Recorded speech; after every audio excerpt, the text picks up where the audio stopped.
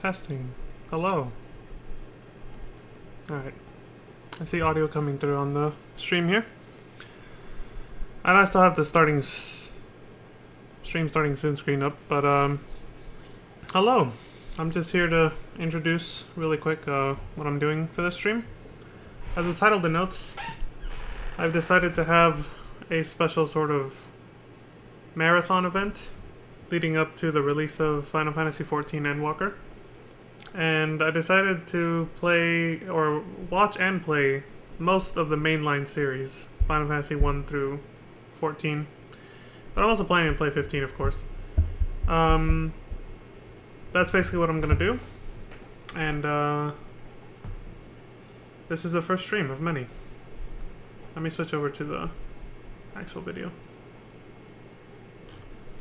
before I say any more.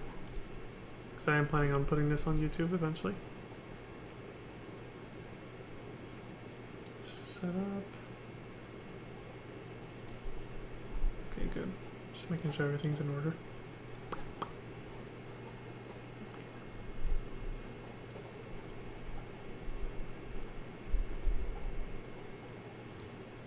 Alright, hey, what's up?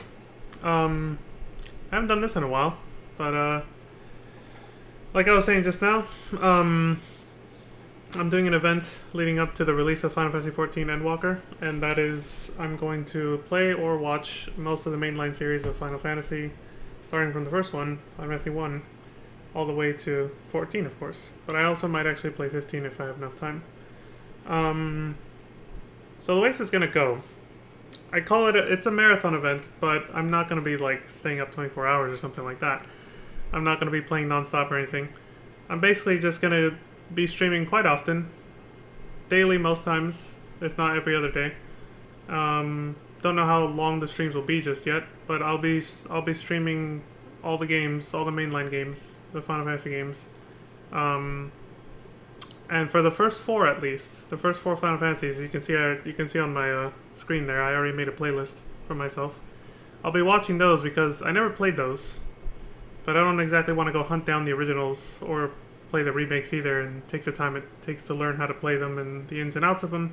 So I'll be watching the first four, or actually first six. I'm just wanting to say that the first four I've never seen before. So I have the chat in follower only and all that stuff for two reasons. Mainly I want to focus on giving commentary of what I'm watching, but also because I don't want spoilers for Final Fantasy 1 through 4 because I've never played them before. I've played 5, 6, 7, 8, 9, 10, not 11, which is an MMO, 12. I haven't played 13 either, so that's another one I'm going to be watching instead of playing. And I'm, don't want spoilers for that either, so I'm going to have to chat and follower only and all that. And then I'll be playing through 14 and all of the expansions thanks to the New Game Plus option that they offer. And like I said, I'll play 15 as well, even the crossover event. So that's what I'll be doing from now until the release of Endwalker. And let's see, what else? Oh, okay, so about, the first like, Final Fantasy 1 through, 9, all the way to 10. A lot of text reading. And usually the way I handle that here is I, voice act. I read it out loud, but I try to be a little dramatic with it because that's literally what I do when I'm by myself. Like, I like to picture the characters as the way they're saying their lines. So obviously I'm not reading out loud when I'm by myself, but in my head, as I'm reading the text, I can picture their voice, of course, and I like to sort of bring that out whenever I stream or record a video like this. But I won't be doing that this time because for two main reasons, and that is, number one, we'll be here forever. We will not get to the end of this marathon all the way to Final Fantasy XIV if I take the time to read all the text on screen out loud and try to do it, with the character's voice in mind, try to be dramatic or whatever. So I'm mostly just going to have the videos just on autoplay at regular speed. They're long plays, they're not speed runs, so the text isn't going to go by super fast. And I'll just be commenting and summarizing what they say, in segments, certain scenes and everything, which is not going to be much of a hassle the first game, especially the first game, but the first few games, not a lot of, cutscenes with long dialogue sessions, of course. Games like that, or games weren't like that yet back then. I think it's once we'll get to like, Final Fantasy 7 and 8, that's when there's gonna be a lot of reading. And again, I'll probably read out loud and voice act some of the scenes that are like more important to me because those games are obviously part of my childhood, but not others. So the first reason is because of time constraints. Second reason is because if I sit here trying to read everything out loud, it's gonna be, my voice will be destroyed. My vocal cords will be destroyed. They'll be shot at that point if I do that. So I can't, I can't do that for that reason. I'll be by the end of the marathon, like, we won't even get to like Final Fantasy 2 or 3 probably within like a week or so, and I'll just be like, that's again, I can't talk. My voice is gone. So two main reasons. So for time constraints and because my vocal cords need mercy, I won't be reading a lot of stuff out loud. We'll just be watching and then commenting on it. And again, for the same reason that the first few games there's not a shitload of dialogue, it's probably going to be a little boring at first. The beginning of this marathon is probably not going to be that entertaining because it's just going to be a lot of watching somebody grind through an RPG. There's little grinding in the first few minutes, so for that reason I'm also going to be speeding up and slowing down the video accordingly. When there's dialogue and drama happening, I'll slow it down to normal speed. If I see the person playing on screen is grinding a lot, doing repetitive battles, I'm going to switch it up to double speed, maybe even skip ahead a little bit. And of course we get to appreciate the music too when they do that, but not trying to be here all day, and some of these videos, as you can see, are like 2 to 4 hours long, so we're on even if we weren't on a time budget, a time constraint, I would do that anyway. But yeah, this is the first time we do basically a Let's Watch, is I guess how I can call these things, ever since Final Fantasy VII Crisis Core. Yeah, I think that was it, right? We did, Final Fantasy VII Dirge of Cerberus and Crisis Core right before 7 Remake came out. Was the last time I did this, where I just sat here and watched the big-ass YouTube video of the game instead of playing the game myself, because, like I said, I didn't really have time or interest to go get the games, learn how to play them, and then play through them on stream. I was just like, you know what, I'm just here for the story. Let's just watch a YouTube video of somebody else playing the game without any commentary. So that's what I found. World of Long Plays is a good channel for this kind of thing. They have Final Fantasy 1 through, I'm pretty sure they have all of them, but I only got 1 through 6 because I'm planning to play the rest after that. I'm going to be playing 7, 8, 9, 10, 12, not 13, so I'll have to add that later. But that's really far away from now. This is an event that's going to take probably all the way to Endwalker, so like good 2 months. Or a month and a half, sorry. And yeah, I think that's about it. So yeah, to summarize, not gonna be a lot of voice acting and reading out loud from me, which of course is kind of cringy, so some of y'all will appreciate that, including myself. When I look back at it, I'm just like, holy shit. And then just gonna be watching the first 6 games and then playing the rest after that, except for 13. And yeah, I guess that's pretty much everything. So without further ado, let's go ahead and get started. So we're gonna start with Final Fantasy 1, Part 1 for tonight, because I'm not going to be doing a very long stream. This was uploaded by World of Long Plays and played by somebody named Valis77. They gave a little description here of their experience with the game. I won't scroll down further because I don't want to look at the comments. I'm sure there's no negative comments on a video like this, but still, people write all kinds of stuff, and Monka TOS, that's all I'll say. So I did an audio check right before it started. It should be good. Hopefully my voice isn't being drowned out. Hopefully my voice isn't drowning out the video, but we'll see. Hopefully my audio checks were done well, and the audio should be balanced correctly. Let's see. Get set up and cozy over here. Yeah, there we go. Alright, before I go full screen, I'm gonna check to make sure audio is actually coming through on Streamlabs OBS.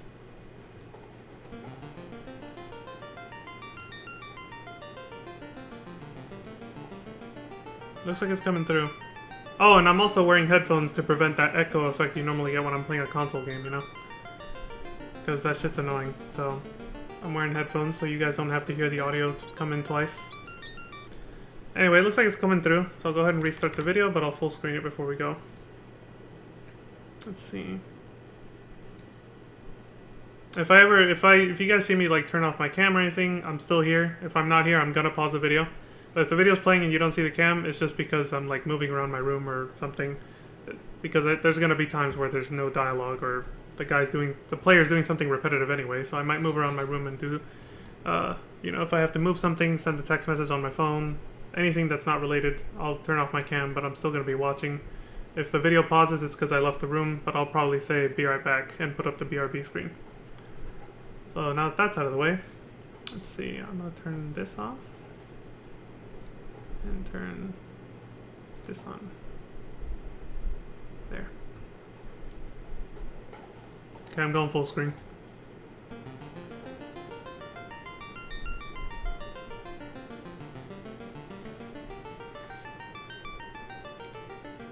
The intro to Final Fantasy 1, the very beginning. See what this says. The world is veiled in darkness, the wind stops, the sea is wild, and the earth begins to rot. The people wait, their only hope a prophecy. When the world is in darkness, 4 warriors will come. After a long journey, 4 young warriors arrive, each holding an orb. Very simple. There you go! Start new game. I don't know what respawn rate means. Let's see what they name their characters. Such a simple intro. It's like, this is what's going on. Go. The entire concept of this was based on Dungeons & Dragons, I heard, so... it's basically like you're playing a game of Dungeons & Dragons by yourself against a little computer. A Nintendo Entertainment System, and the cartridges that Square designed. Also, a little bit of history before they get started here. Final Fantasy is called that because this was intended to be their last game because they were going bankrupt back then. Whenever this game came out. Late 80s, I think it was. Somewhere around there. Or mid 80s, I can't remember. Yes, Nobu Uematsu-san. Oh, my sister. Thanks. You're really helpful information. Yeah, Nobu Uematsu did the music for... He's been doing the music since the first one. What did he say? This guy actually went through that text pretty fast. I didn't think he'd do that. They're just asking if you happen to be the Warriors of Light.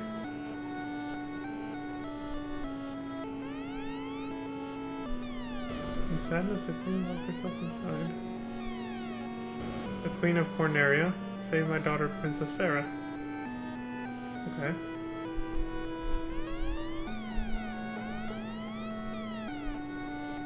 Very simplistic storyline so far. Please save the princess! Garland used to be a good knight until... Already setting up some mystery.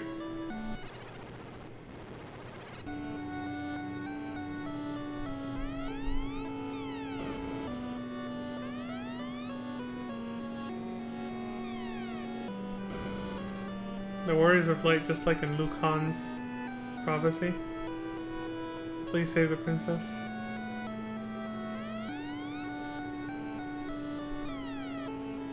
So you had to actually talk to a lot of people to figure out where to go and what to do and what the hell was going on back in those days. No clearly marked objectives. Old video games, man.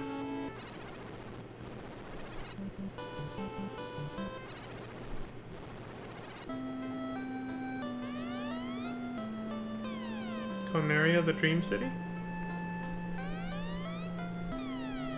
Erlon the Dancer. Wash your feet. I don't know if that said wash your feet or wash your hands. Provoca. I'm looking up for concepts that have been, well, things that have been referenced in 14, because 14 makes a lot of references to older games. That's another reason I forgot to mention when I started this video. It's why I'm watching Final Fantasy 1 through 4 for the first time, to catch any references in 14 that I might have missed. Speaking of Crescent Lake, okay, I'm making sure I read that right. Because 14 makes a lot of references to these older games. To the entire franchise, really. Now's a good time to talk. No dialogue. So yeah, 14 makes a lot of references to the older Final Fantasy games, and some of them I do get because I played a lot of them, but there's a lot of games like 1 through 4, like I said, that I haven't played, so I don't understand the references, so it's another reason why I'm doing this, is because I want to see what things came from Final Fantasy 1 through 4, and the rest of them, of course, a refresher course. What concepts from those games were used in 14 and or just referenced as Easter eggs, you know? Like, right now, so far, I know that the Crystal Tower is like a Final Fantasy 3 concept, story thing. And that's in Realm Reborn for 14, so...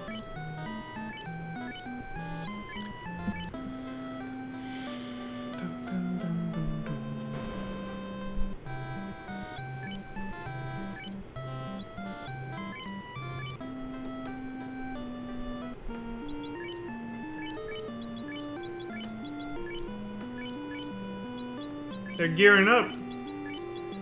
My webcam, I can't see my OBS right now because I'm full screen here, but my webcam should be up in the top right corner, hopefully.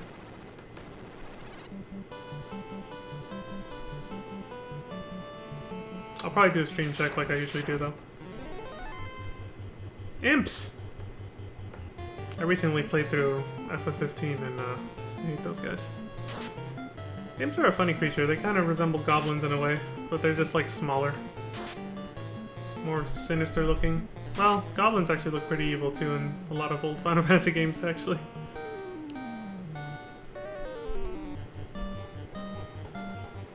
The lack of sound effects. I mean, at least there's sound effects when they attack and stuff, but no menuing sounds, it seems.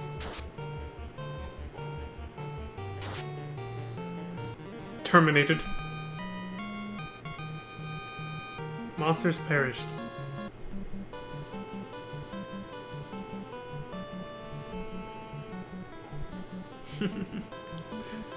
So cute and colorful, this game. But I think this person's gonna grind here, so I'm gonna go ahead and do what I said I was gonna do. And probably set it to double speed. But also, times like this is a good opportunity for me to check on the stream before I accelerate the speed here. Make sure that it's working right. So I'm gonna check it on my phone really quick. Let's see.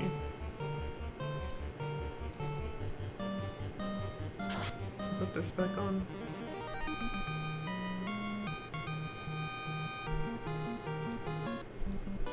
Okay. One sec. I'm still here, like I said. Turn off my webcam really quick. So I gotta grab something I left across the room. Don't want to be distracting.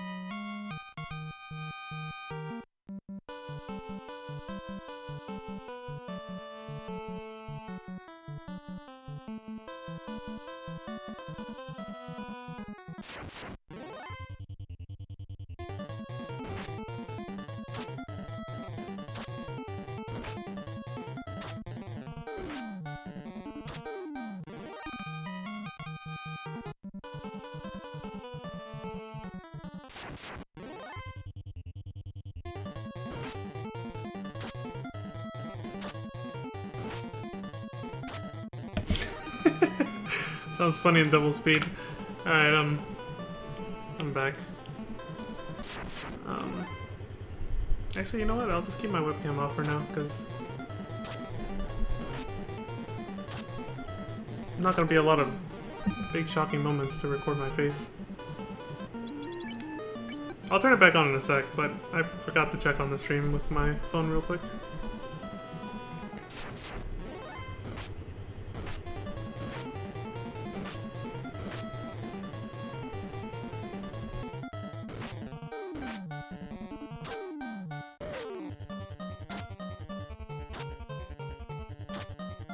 Alright, yeah, it's working fine. I always have to do that just because I get worried, you know? Like, is the stream actually projecting something? Because, I mean, my first stream, I was muted the whole time, so ever since then, I'm just like, I need to make sure it's working right.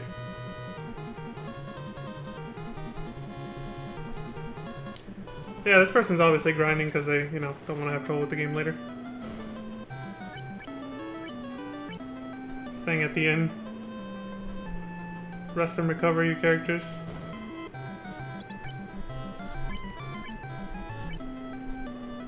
Oh yeah, you had to buy magic spells back then. Your characters didn't just learn them, you had to actually buy them. They were like items. I bought a tent.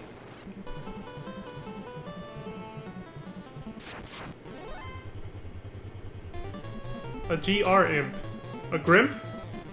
Or is that supposed to be shorthand for like a gray imp or something? Like, it's supposed to be another word. Who knows? A lot of games back then also had, okay, they're actually going somewhere new. They're not grinding anymore. I'm gonna slow it down. In case something happens. Maybe it's, yeah, like a different word, shorthand. A lot of games back then had names for monsters and characters and instruction booklets. Dude, the music. Creep. That thing looks nasty as hell.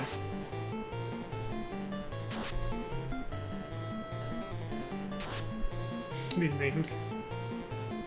I wonder if they're a reference to something.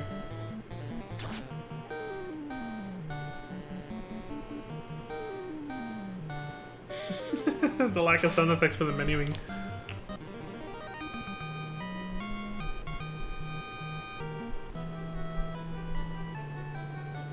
Dude, this music. Music slaps! Even if it is on an 8-bit console from back in the 80s.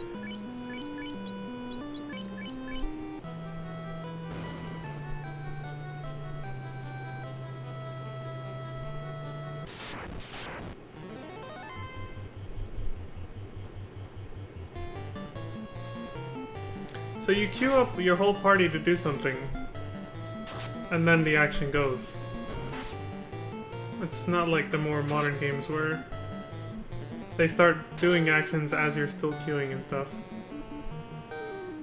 Yeah, you queue up everything first. This kind of reminds me of Final Fantasy X. It was similar in that way, but not exactly. It's just there was no active time battle. It was literally turn-based. So this is turn-based too, but you don't know when the monster's gonna go. Or the enemy, I guess. I found a heal spell. A cabin! You can carry a cabin around. Interesting. I guess it makes sense. I mean, in Final Fantasy VIII you can carry tents and cottages. A cottage might as well be a cabin, so... Gotta remember that in Final Fantasy your characters get hammer space. You can just carry a shit ton of items in their pockets. You never see them holding like a big ass sack full of items. Bone. I love these simplistic names they give them.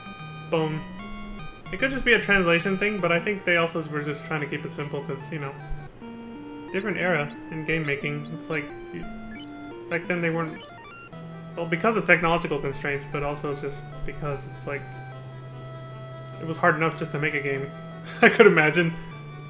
You're not gonna really try to spend too much time trying to force it to be like really flashy. They're not fighting this. I think if you try to run away, everything, all the other enemies go for it. Oh, never mind. It's the same thing. But you just failed to run a bunch of times. All 4 characters failed.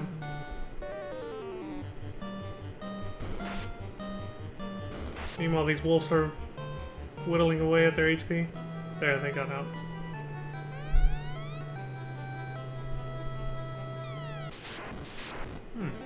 Might have to pause some of these. I, Garland, will knock you all down. Impertinent fools!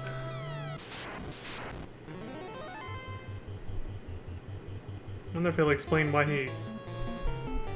We got no backstory on why the hell he wants the princess anyway. Or who she even is. Or the Kingdom of Cornelia.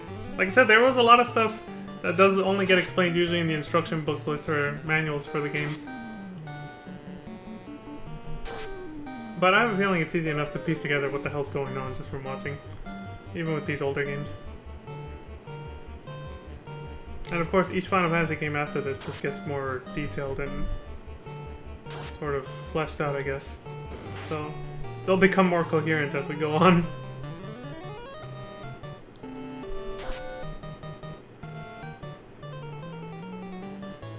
So now we know where Sid Garland's last name comes from.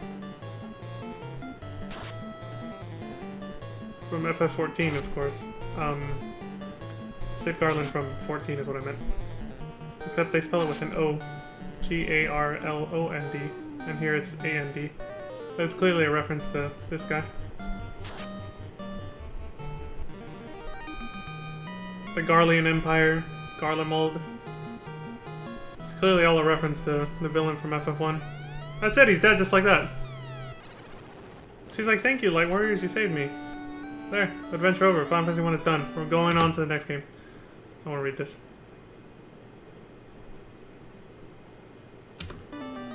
He made a bridge just to help you out. What a nice guy.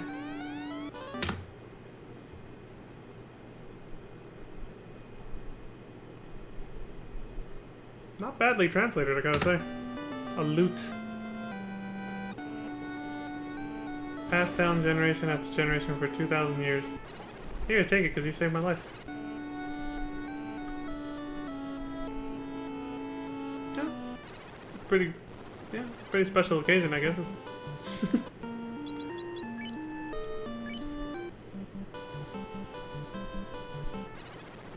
So yeah, I know that much at least, because I know some about these games, and I mentioned that Garland was the main villain. We just saw him die. It's over.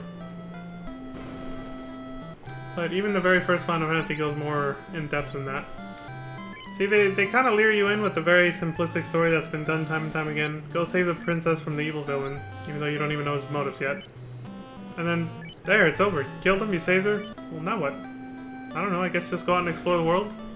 And then as you keep going, eventually the plot thickens, there's a twist, and you realize you aren't quite finished with that guy yet.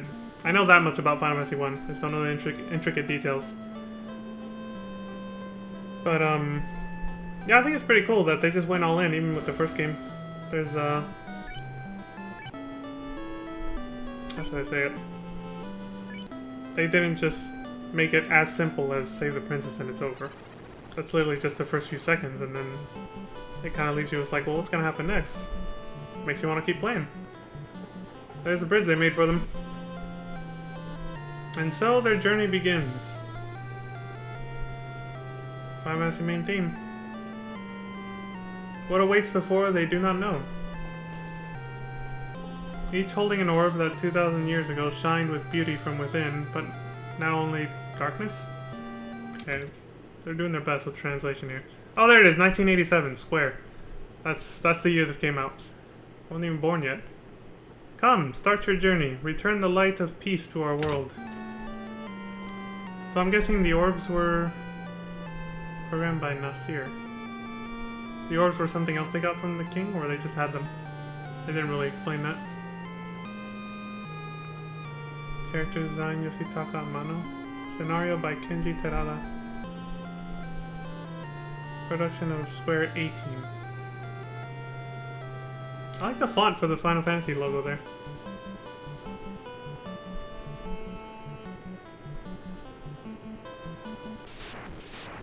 After the first boss, which is like, you know, the main villain, but not really supposed to know that yet. You get the full intro to the game. It's pretty cool. And that's also the first time we hear the main theme of Final Fantasy. So I didn't comment on it earlier because I was busy rambling off about other stuff, but we heard the prelude when he was making his characters too.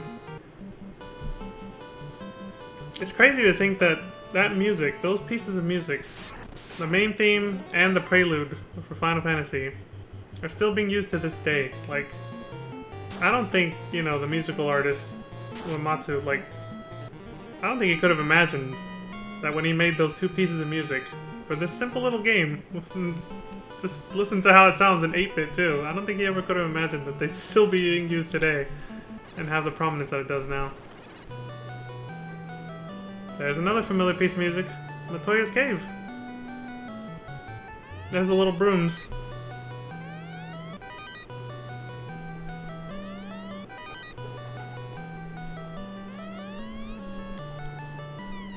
Hold on, if it's anything like what they did in FF14, this is spelled backwards. Push B, select. If you read that backwards, that top sentence.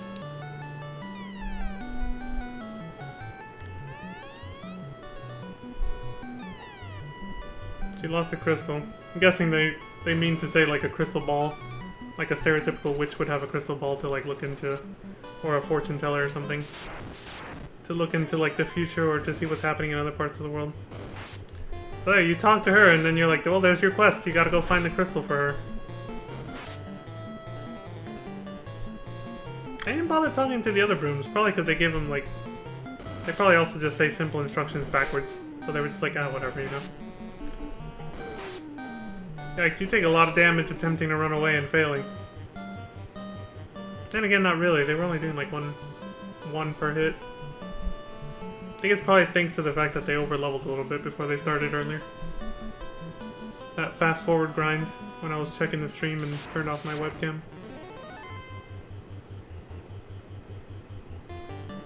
These are some nasty-looking monsters. I don't know if they ever used this. I don't think I've seen it in a different Final Fantasy. Creeps.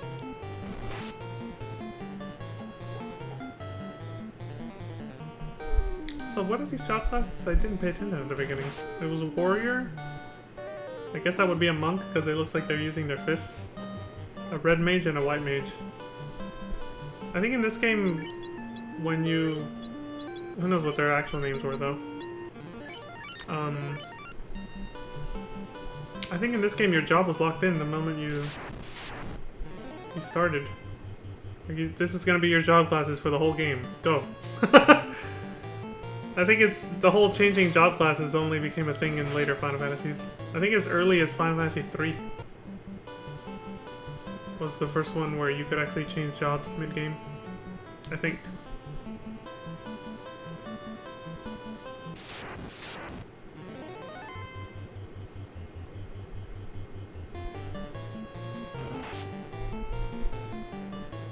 That purple one's clearly the leader of the wolf pack. That is a lot of enemies to fight, though. I don't blame him for running.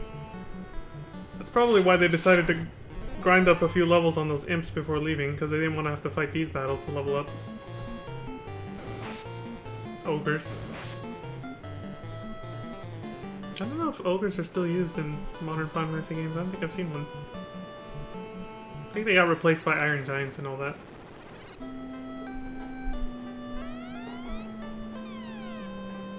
Help! That's it? No details? Well, what do you need help with? Okay, this guy was more informative. This town has been invaded by pirates. That other guy was just like, help! Okay, that's too much to... I am Big the Pirate, and surprised I am that you scurvy dogs have the nerve to face me. Mates, get those landlubbers. Scripted battle? Yeah. Scripted battle. Holy shit, dude!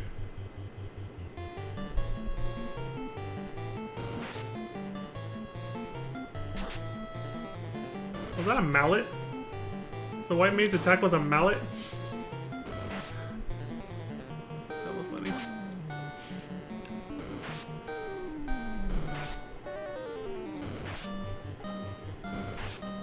White mages don't have a lot of defense, not surprisingly.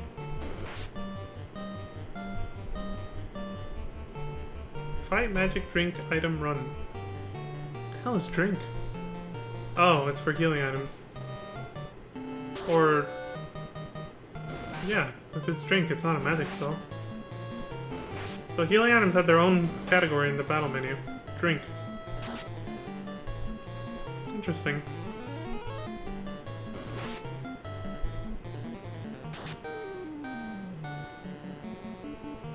These sprites are really cute, I gotta say.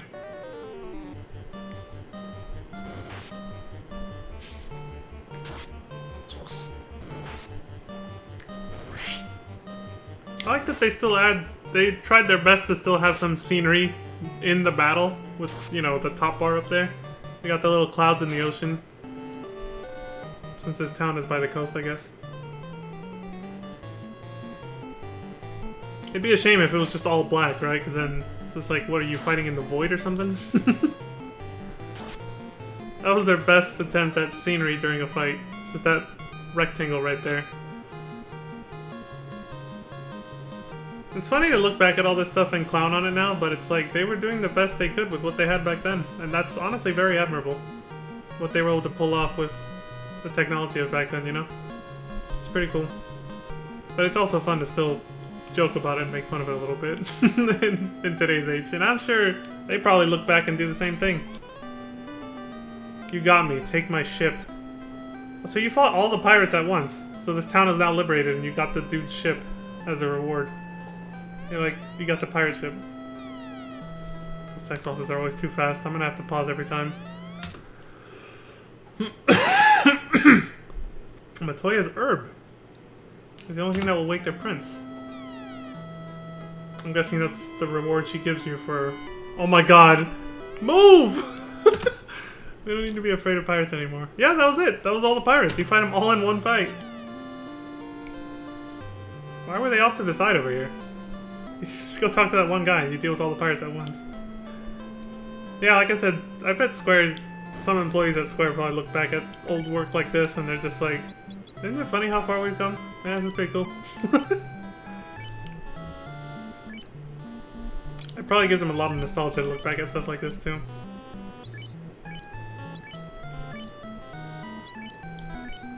Gil was just G back then. Again, you probably have to look at the instruction manual to see that G stands for Gil. Or maybe they never tell you. Maybe the money, the currency literally is just G. That's it. Just G. It's not Gil yet, it's just G. I know there's even some PlayStation RPGs had currency that was just G. They just called it G. And they probably just wanted you to assume it meant gold. That's probably what this game wants you to assume too. It was probably just meant to oh, there you go. It says gold right there. Yeah, I didn't see that before. What do the inn people say? I gotta see that real quick. I wasn't paying attention at the previous town. Stay to save your data. Oh, it wasn't just to recover your character's stats or their health and everything. You actually... These were save points. 50 gold, okay. Don't forget if you leave... Don't forget if you leave your game? I'm guessing they're just... That's just their way of saying, like... Oh, wait, there was a second line. Hold reset while you turn power off. Hold reset while you turn power off? Is that what you had to do to make sure it actually saved? Because I know the NES didn't actually have, like... I don't think it had a good system for actually saving your game.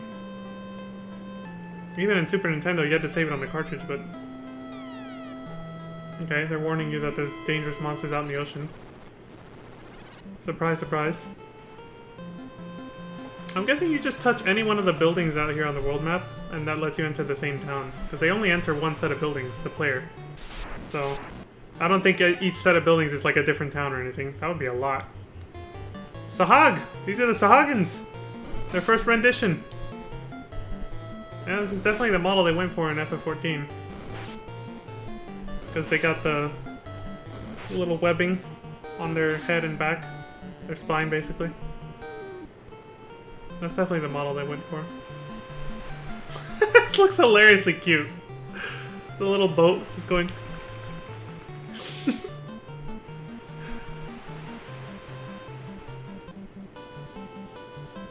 That's funny. I wonder if he has to park there. Like, maybe he can't actually ask ASP. It's like a snake. I wonder if he has to, like, find a little inlet like that for the boat. Kind of like in the submarine in FF7 where it has to have a special inlet. You can't just park it on the coast anywhere and get off. I bet that's probably a thing. I don't think you can just park this boat wherever and jump off it. It has to be an inlet like that.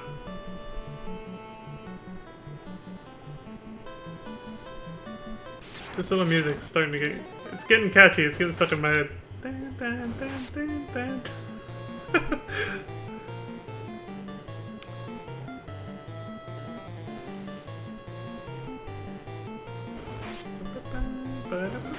We're gonna be hearing this battle music a lot, because I don't even think... I mean, when they fought Garland, there was no separate music. This is the only battle music. There's no boss music that's separate. This is it. I think the last boss will have different music though. So I've heard the soundtracks for all these games. I'm pretty sure the last boss is gonna have different music. 575G. It allows even people who are blind can see with the crystal. So that made an incentive for somebody to steal it off Matoya. Hooray! They're celebrating that you showed up or what? Oh, they're dwarves!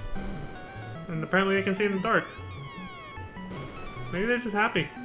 Oh, so those are their beards. Okay, I missed that. I'll bet with it I could float anything. Okay. A floater. That sound? Yeah, I can sing in a canal.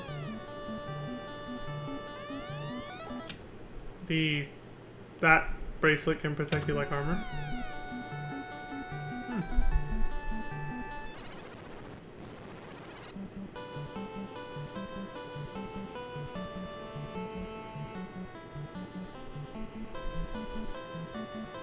It's like, what are they doing? Say they like pause for a bit? Maybe they got busy IRL or something. Multitasking. Arachnid. Actual spiders. Just spiders. Nothing fantasy about them, just... Well, I guess the fact that they're humongous. Now that is Nightmare Fuel. Odd Eye? Oh, because one's bigger than the other. Jesus. Whoever designed the monsters for these games, for this game, they already had a pretty wild imagination back then. I'm pretty sure Dungeons and Dragons has some crazy designs. Probably wasn't that hard to come up with creepy, disturbing shit. I mean, when you think monster, you think it's gotta look ugly, right? So they probably had that mentality. Not just them, not just like Square, but anybody who tried to make like an RPG or something back then were probably like, alright, if you're gonna fight monsters, they gotta look like monsters, right? Nowadays, monsters take all kinds of shapes. They can even be like cute, like Moogles. And some Final Fantasy games are considered to probably be monsters, but they're friendly and they're really cute looking. But even hostile monsters in some Final Fantasy games are pretty cute. I'm trying to think of an example right now, but I can't. I know they're out there though. There's been some cute monsters out there.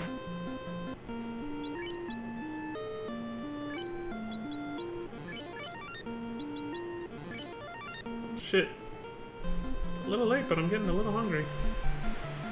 I might have to turn off my webcam to eat a little bit. But don't worry, I'll mute my microphone if I do that too. Nobody wants to hear a bunch of chewing sounds. It's a shark!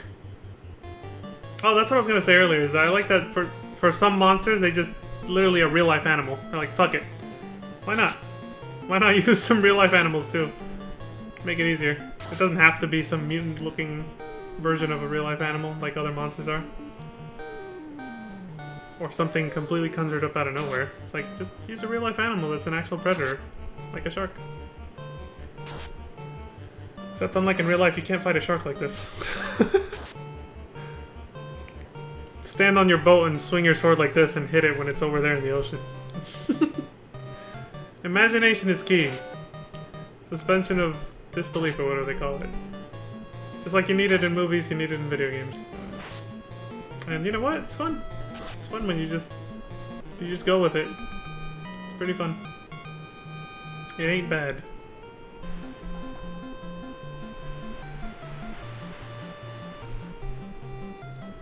This music. Also, I can't help but notice they use Matoya's cave music back there too. For maybe they're gonna use that for any cave you go into in this game. Because again, the soundtrack's pretty limited. You see, there's only one battle theme for every single fight in the game, except probably the last one. So I wouldn't be surprised if they just use Matoya's cave for every cave, you know? Does this one go back a frame still? No. You have to actually pause the video. I think it's this button. Oh, it doesn't work. Oh shit. I probably forgot the shortcut.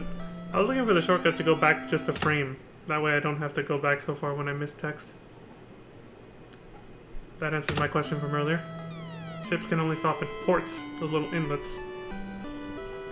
There's none to the north. Almond. some other villain, I guess, off to the west.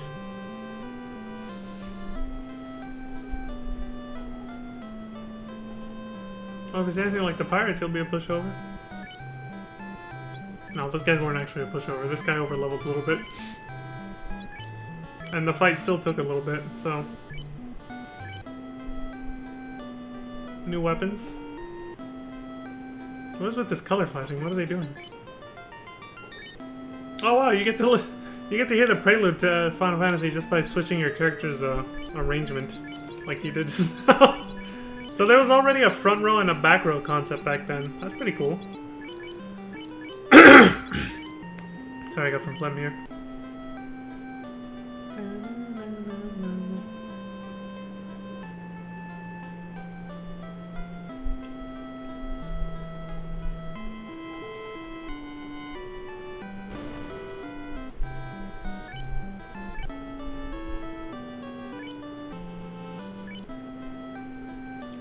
Hold reset while powering off.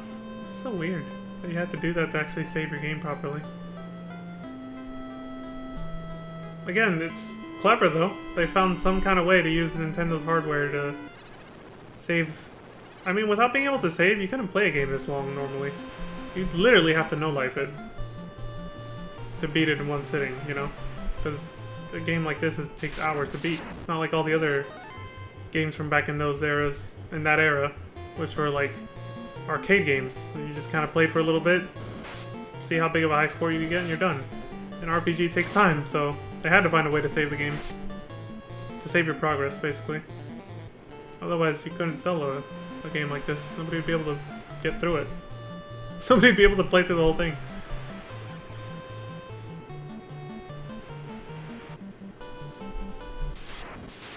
Then they capitalized on saving by inventing memory cards. Bastards. And now we got hard drives though. Modern consoles. We got hard drives now, so no more memory card stick. Oh, damn, those were dark days. Well, not really though. There was some advantages to memory cards, I gotta say. When they became a thing with PlayStation 1. Because you could take your save file to like a friend's house and put your memory card into their PlayStation and pick up where you left off if they had the same game. So I guess there was some advantage, but now with hard drive, you gotta use USB flash drives. That's pretty much a memory card now, is a USB flash drive.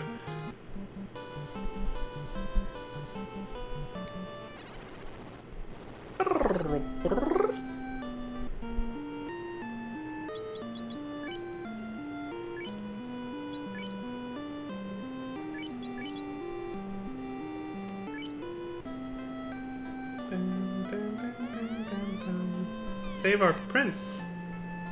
This time it's a prince in distress. Switching it up.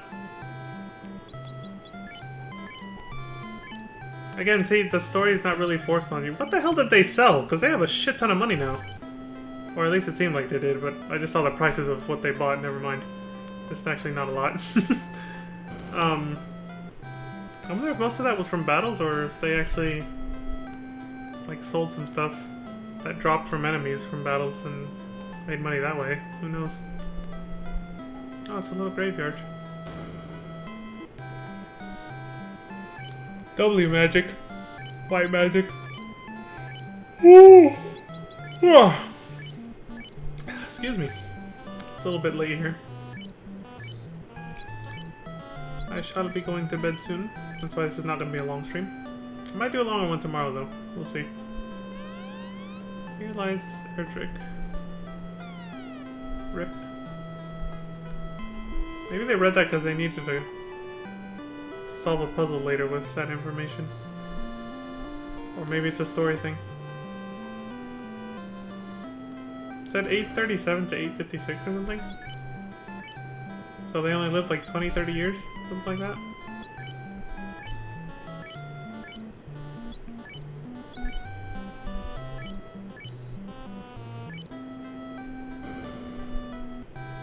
They forget something?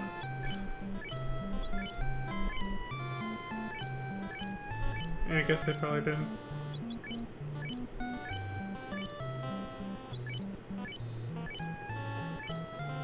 speed it up a little. They're doing a lot of inventory character management right now.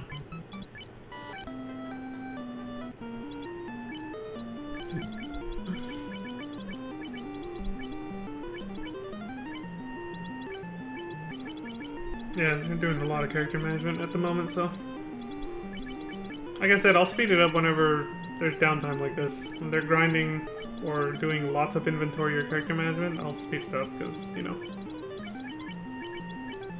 Here for the story, not for every little detail about how someone plays the game. Or how to play the game. Yeah, this looks pretty cool at double speed. Look at the frame rate. Alright, should have slowed it down. What do you say? The Dark Elf. Is that a concept used in a later Final Fantasy? For 14 in particular, I can only think of the Elezen race. Because they have two sub-races. The Dark Elezens. What do they call them again? I forget their particular name. But Dark Elf, I think, is actually an enemy in a different Final Fantasy game. Could be wrong, but whatever. No use dwelling on it. We'll find out eventually. We're going through all of them, so.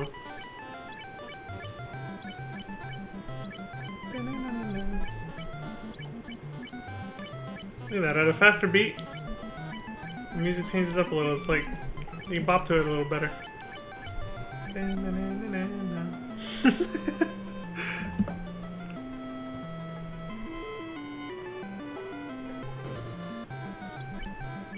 I just realized if I want to read chat while I'm in full screen, I could just use my phone.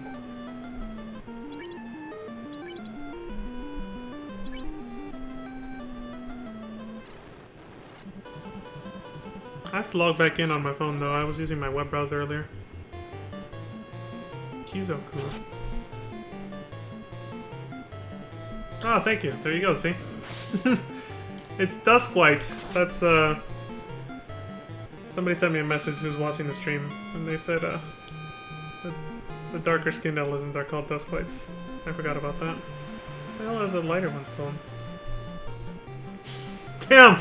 You know, I never bothered memorizing all the race names in 14. Sahagin. This other streamer I watched compares the Sahagin to the Yu-Gi-Oh version of them, basically, which are called Sangins.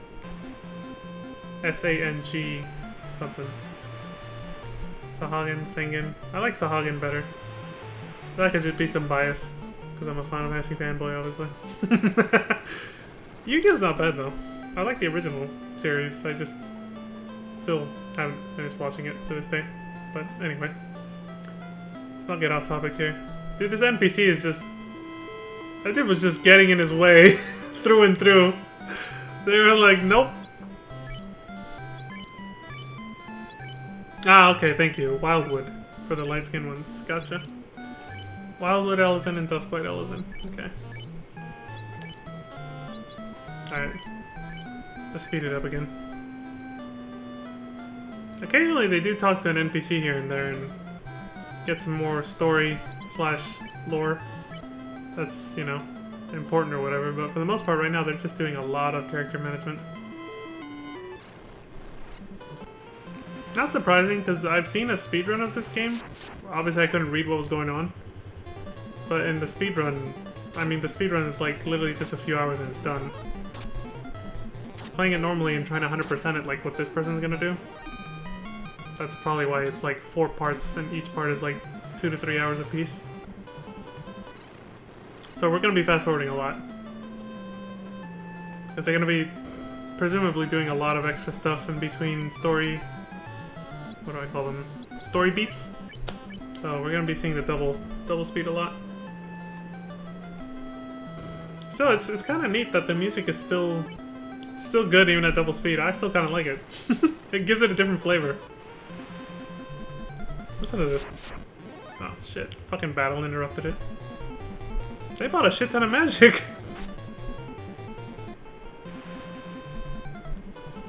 Damn! They got off the boat too soon.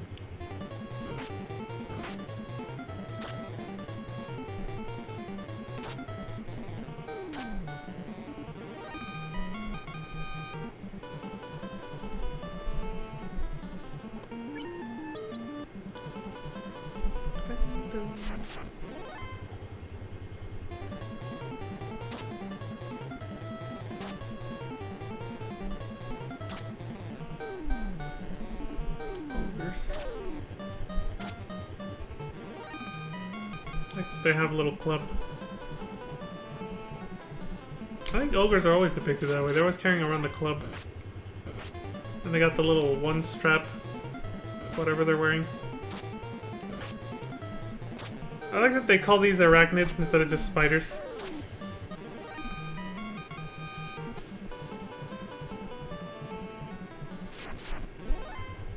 I will turn you into a spider! It's from an old Key and Peele bit. I don't know what the hell that's supposed to be, but that is ugly. The creep.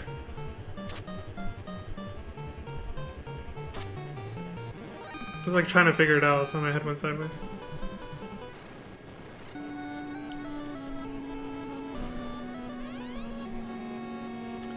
Astos, double-cross this. Go south to the Cave of Marsh to retrieve the crown. Then bring it directly back to me. This is definitely very similar to like... What's that? Bat's an enemy. I totally ignored it.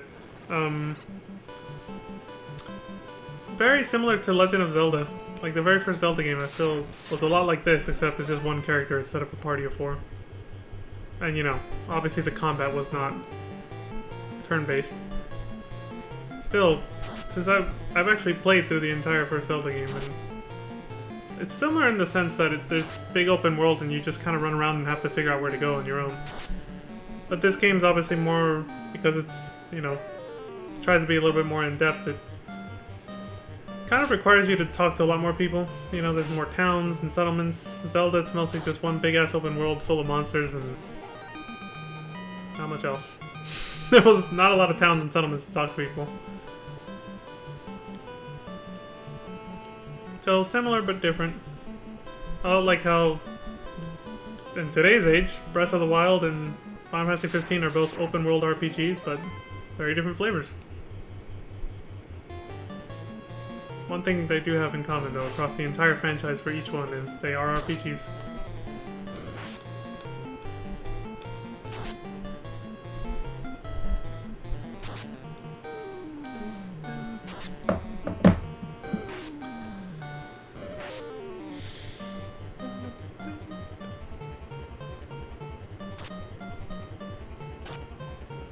See? It's a different flavor when you speed it up. You can kind of bop to it a little bit more.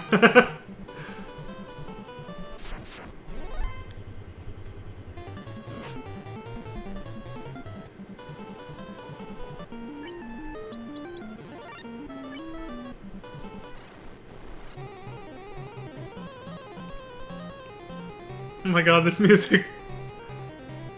Okay, so they do have separate, like, dungeon cave music. And they don't just use Matoya's cave music for everything. Shadow. There's a rock wall over here. I'm guessing these are probably what they would call wraiths today. Like then they were called shadows. Basically just ghost enemies. Pretty standard stuff.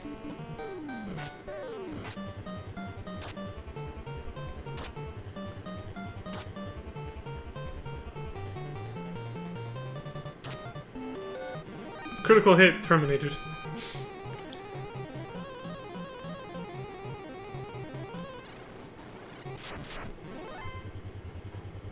Muck. Arachnids. There's an actual spider. That's why they. Those spiders an upgraded arachnid in this game. Not muck though. It's something straight out of Pokemon. There is like a Pokemon like that, right? It's like just a bunch of sludge and slime. Just forget its name. What they find? A large sword. Okay.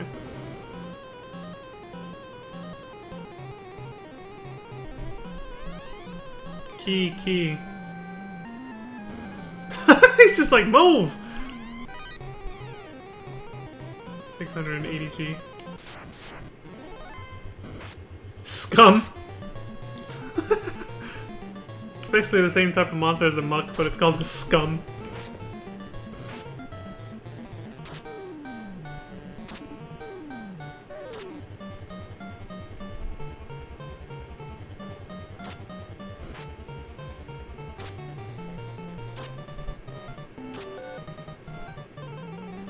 Get that scum.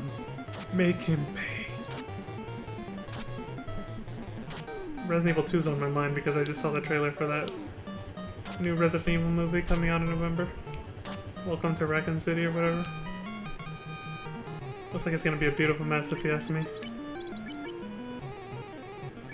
Like an enjoyable 2-hour car crash is what I feel like that movie's gonna be. I kinda wanna go watch it.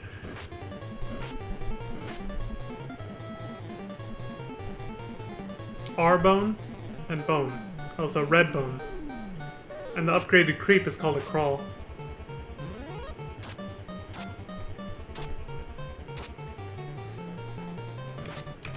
Okay, I might leave the slider open just so I can quickly change speeds when I need to. Dude, these characters look like they're about to die, but they still have a lot of HP. Well, probably not by the standards of this point in the game, though.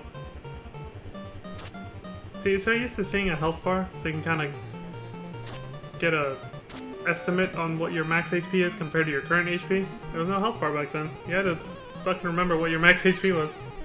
Short sword, 620G. Okay, they're generous with the money, so thousands of G still isn't rich. Zombie and Ghoul. Simplistic enemy names, love it. Ghouls! I like saying that name, I don't know why. Ghoul.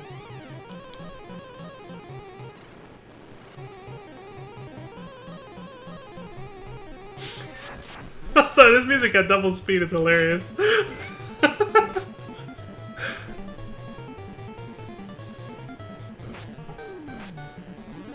Harm. These spell names.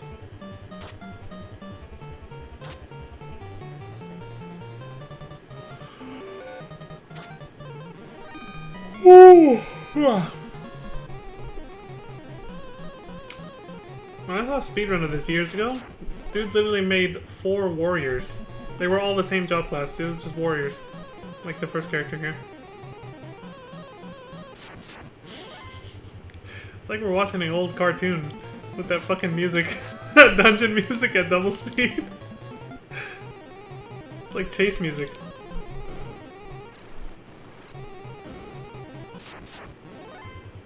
Scorpions.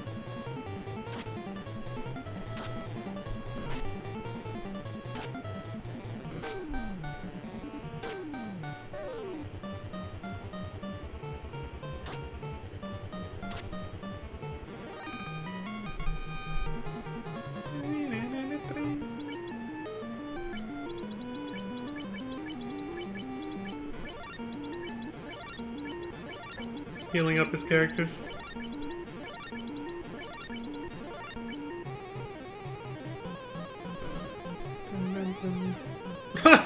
Jebaited!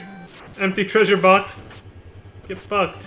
Unless they came through here and opened it a while ago and didn't remember or something. I think there's a new area though, I don't think they've been here. That's another problem with old games like this. Everywhere can look the same. If you're not careful, you can get lost easily. Because, you know, they couldn't shell out a shit ton of money to make a unique environment for every room. Make every room look and feel different. Gargoyle. There's a new enemy type.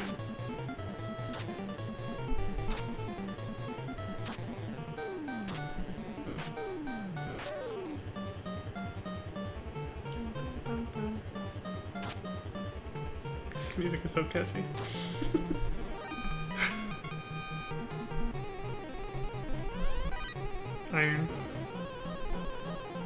Iron armor? That's what the symbol looked like.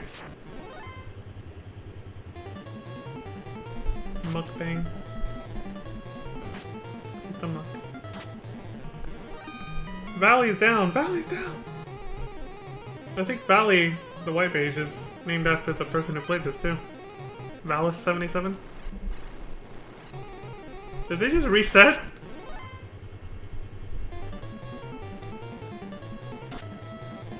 Was there some kind of like RNG luck-based thing for this dungeon, or why did they do that? Or did they teleport back out? I don't know what the hell they did. They're going back in the same direction though, so I'll probably figure it out in a minute.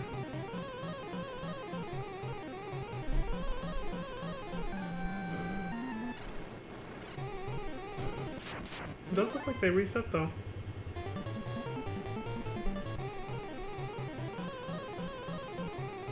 This person also mentioned that they did off-screen grinding in the description below. So it's like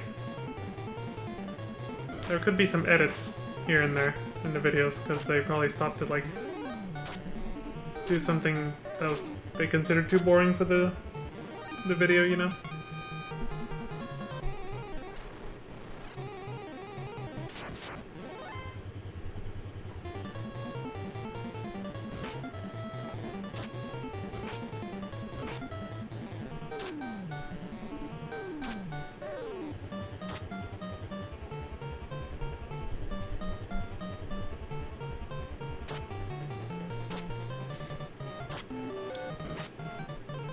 Hippo soon, the Serpent Valley.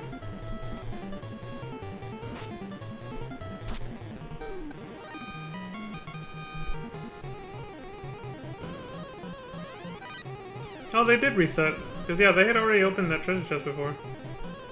Wonder why they felt the need to reset. Well, a little more reason to keep it at double speed then. They didn't edit that out. I don't imagine there's a lot of editing in these videos. They probably just kind of slapped it all in. Like, just did a Let's Play with no commentary and they just uploaded it. Which is fine.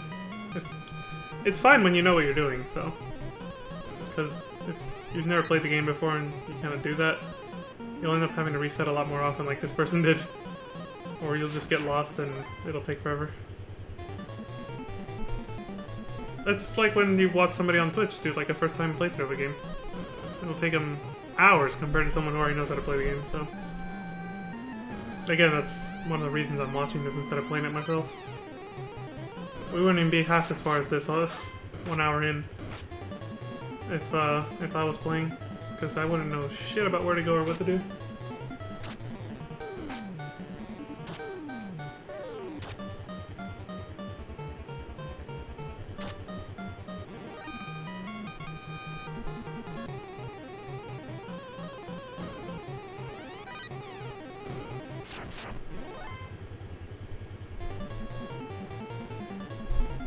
WR Wolf. Alright, I think I am gonna grab a quick bite to eat while this person works their way through this cave/dungeon. So I'm gonna go ahead and mute my mic, turn off my webcam, but I'm still gonna be watching. Let's see.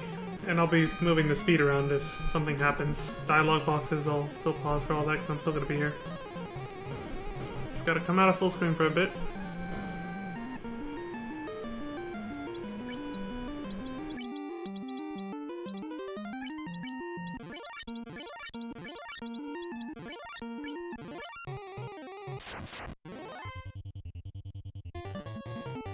A wizard! I just realized those wizards look like the first boss in Tantera Deepcroft. And I actually saw that enemy type in Final Fantasy 15 recently too. It's like a octopus wearing a wizard robe.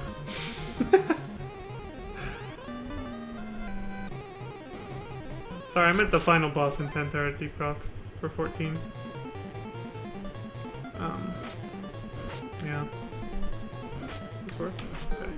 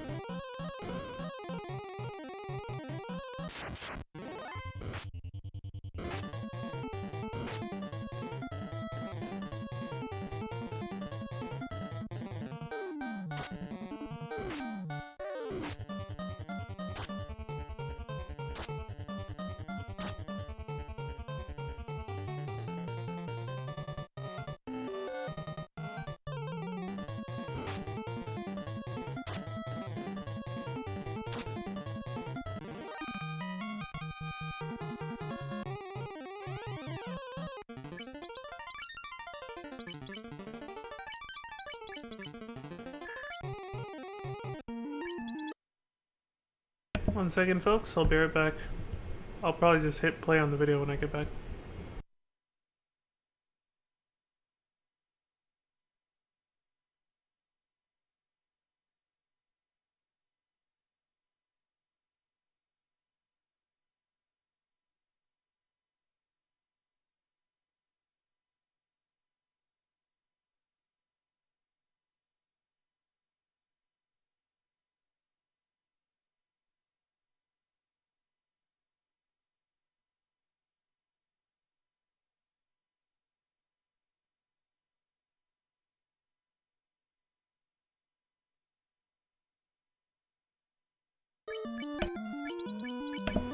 Alrighty, I'm back.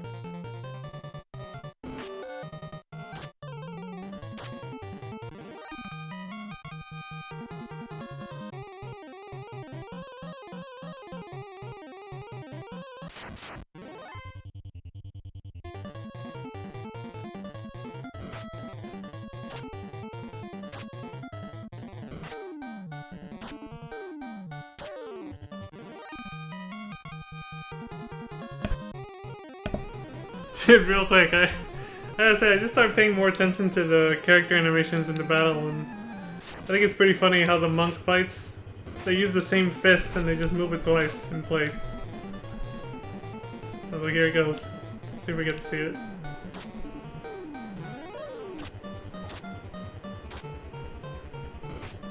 I don't even gonna get to go. Oh, there it is. They do a quick little punch with one hand. Like a double punch with one hand. It's pretty funny.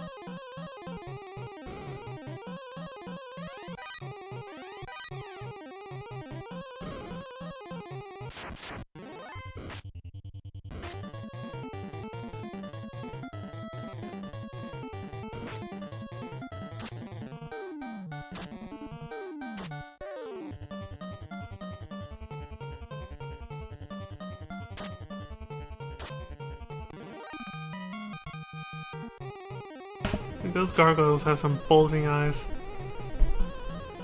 So that's what I was looking at. I'm not sure if that was supposed to be their eyes.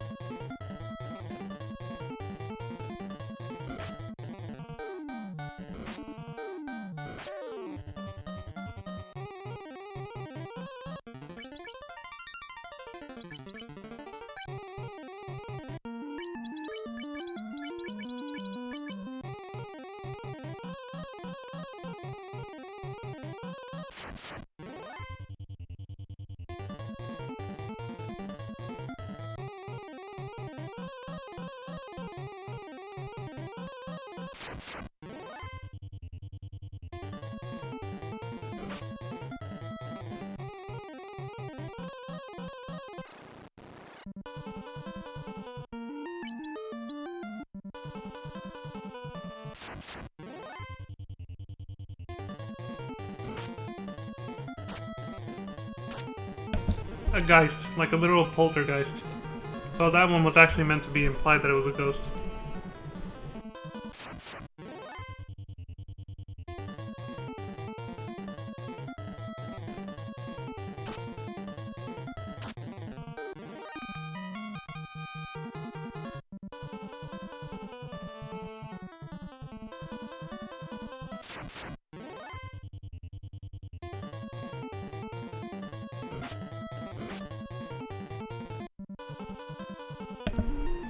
Alright, I think we're actually gonna get some lore here now. They probably found whatever they needed for that dude.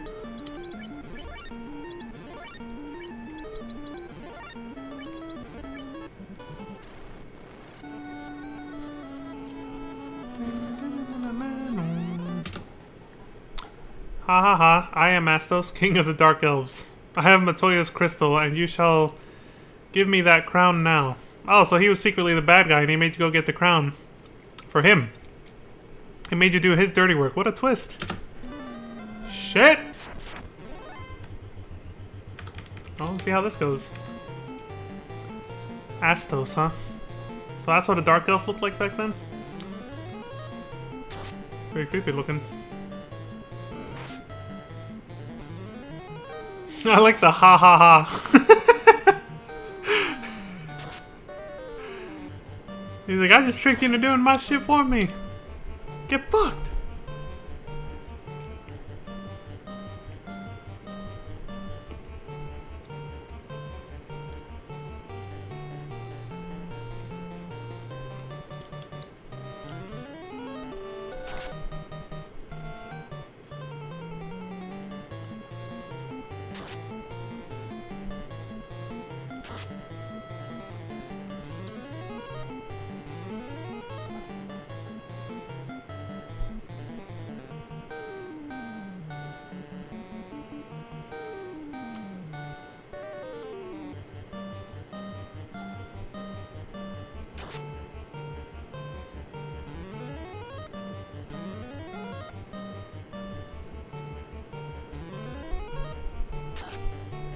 Slow.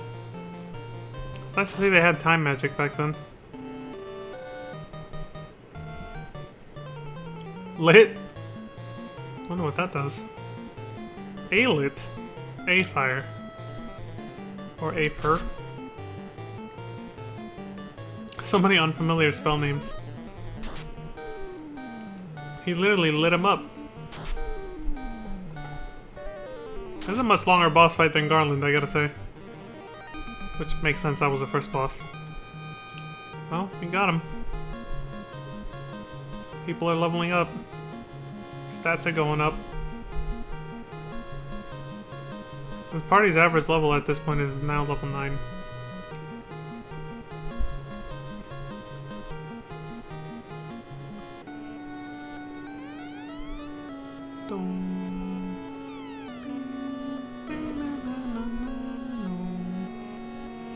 Nothing here, it says. I guess you can just check the ground anywhere, and it's just like, nothing here. I don't know. Well, rip that castle or whatever. I mean, it was kind of strange he was the only person there. That was just bats. It's kind of suspicious to begin with. He was a little sus.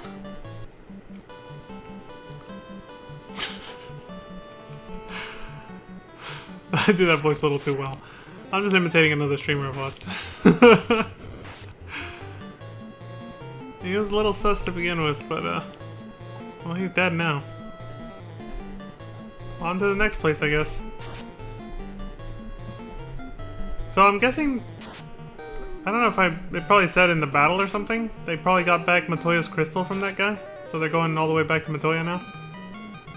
Which means they got a hell of a long road ahead of them, because that was pretty far back. I think.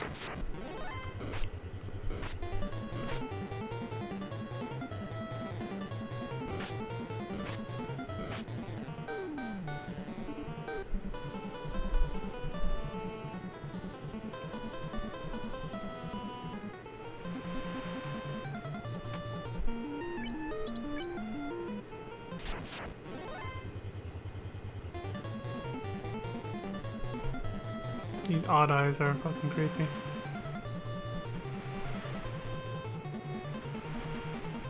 Nice, the boat can go under the bridge. Good to know the bridge was pretty highly elevated to let boats go through underneath them. Imps! Makes sense. They're back in like the beginning area of the game, albeit on a different island or continent. Alright. It's higher level enemies again. Once the game realized he's not in the beginning area of the game.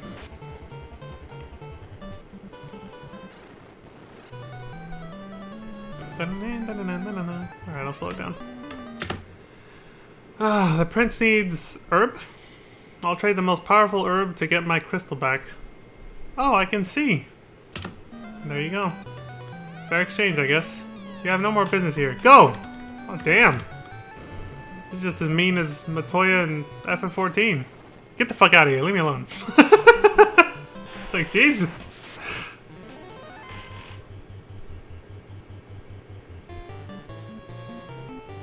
Sounded really grateful to get her crystal back. I guess she did have to trade something for it, to be fair. So, it wasn't like you did it for free or out of charity, right? She still reserves the right to be, mean to you, I guess.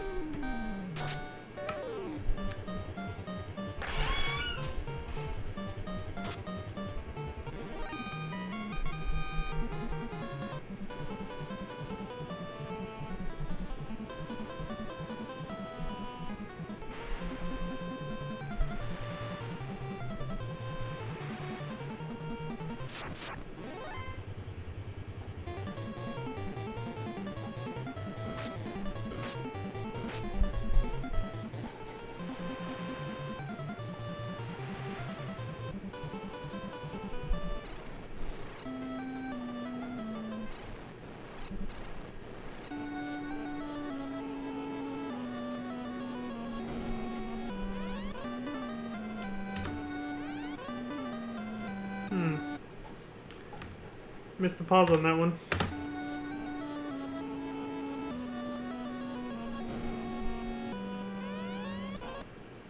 This herb will release the prince from Astos' curse. Look, he is waking. I guess they were like under some kind of sleep spell. Is this a dream? Are you the warriors, the light warriors? Is this for real? And then it got cut off. It was too slow. So as legend says, I give you the mystic key.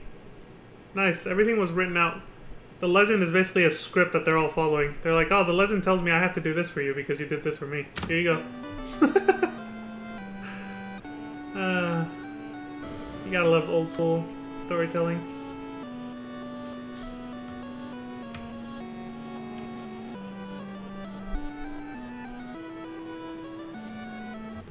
Okay, making sure the spacebar actually works this time. See what this said. Yeah, the slider's not gonna work because then I can't use the arrow keys to go back only 5 seconds. This treasure room is locked with the mythical key, which you just got. Silver, 400G, 330G, copper. Okay. That key item led to a bunch of equipment upgrades, but none of those items he just got seems to be a key item to go wherever they're supposed to go next, so at this point it's like, okay, time to just wander around aimlessly again and find out where to go next. Fucking NPC totally blocked them.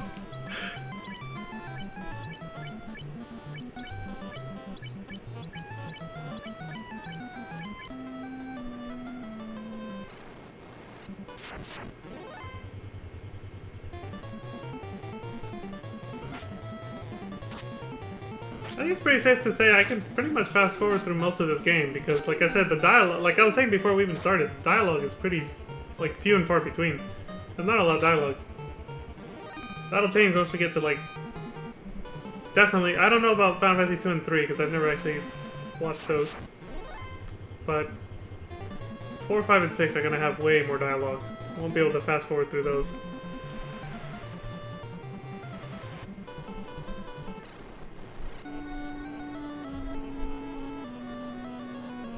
What's cool about the NES, the Nintendo Entertainment System, is the text boxes are so slow that even at double speed, I can pause it right on time. That's not going to work either in Super Nintendo level. It's going to be too fast for me to... I'll have to have it at normal speed a lot more. Use that key inside. What you find will be quite helpful.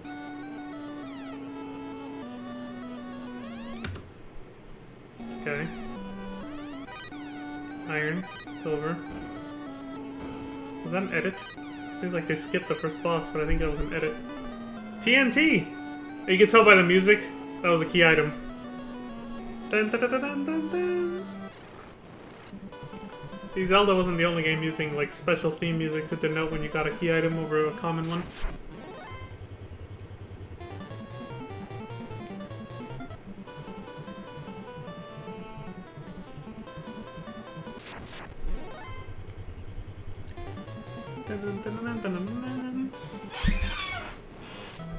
Oh shit, we're back here again. Where you fought Garland. I guess the TNT is going to be used to open like a new path or something, or they came back for some item they couldn't get before. A rune blade! Fucking Samurai Jack. I had to say it like that Scottish character that shows up in Samurai Jack. He's got a rune blade, it's enchanted, so it's a lot more powerful and able to resist being broken by Samurai Jack's special, powerful, mystical sword.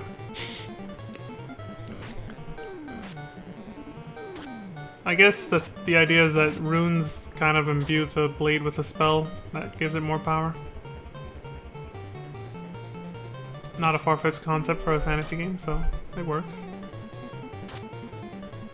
Makes it sound really powerful just by the name though, Rune Blade. It's just like, that sounds cool. A whir sword and a soft. What the hell's a whir sword?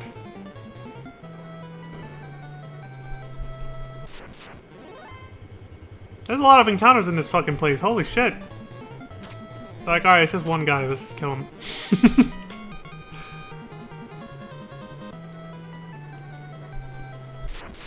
Jesus!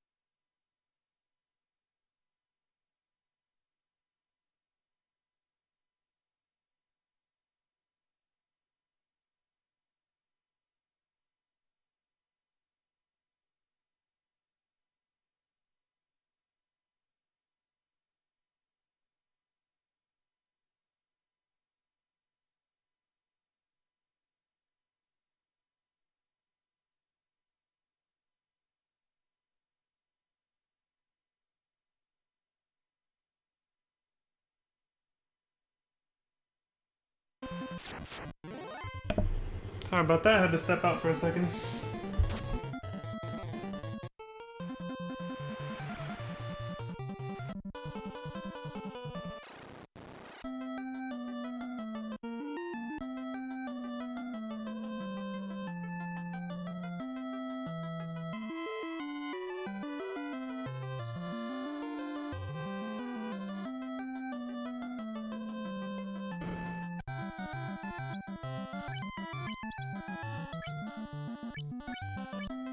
Jesus, those are some hardcore tutoring lessons. Who will learn the spell 4000 G just for one spell? It's like, holy shit.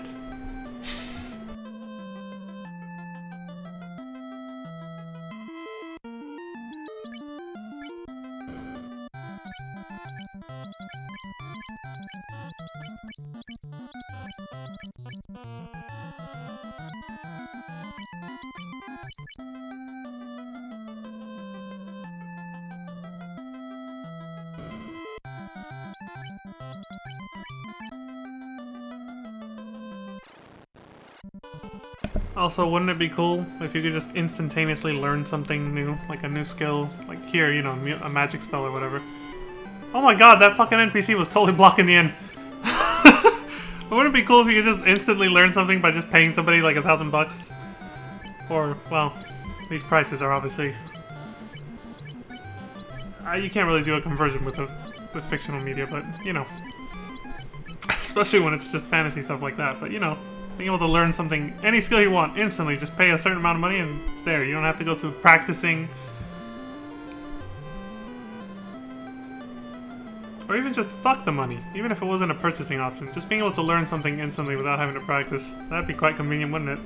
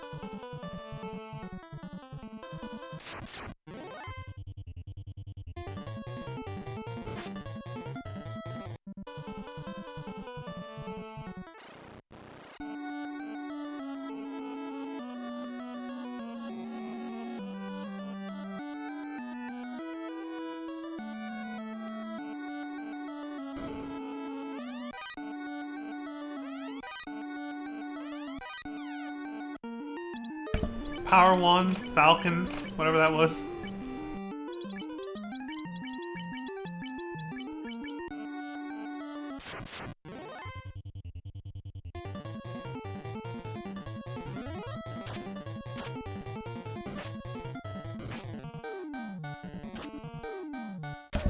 Well, there's a new enemy type, Mummy.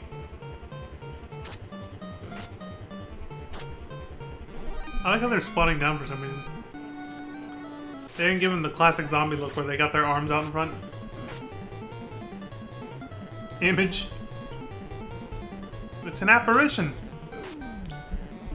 It's cool how they find synonyms for ghosts so that they can use that for ghost type enemies. They find synonyms for like certain animal or just certain enemy types just to give them the upgraded version, so unique name.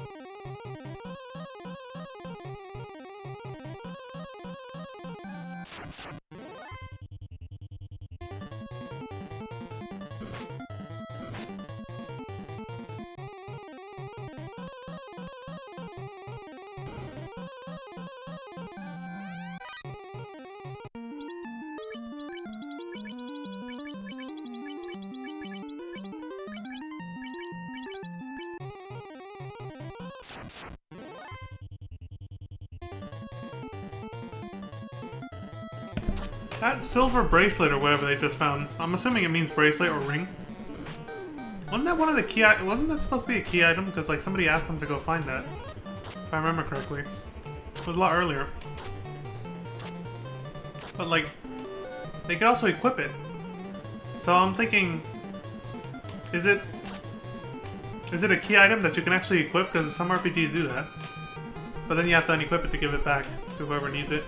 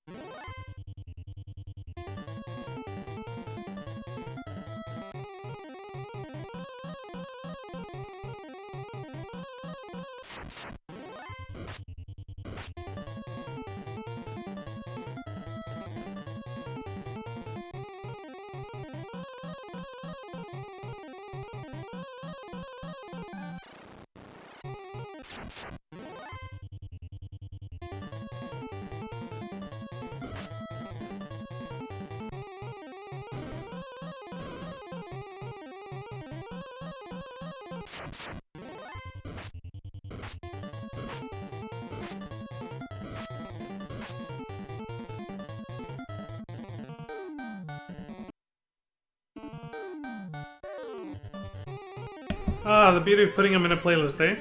It just transitions seamlessly into part 2 right there. Which is another 2-hour video.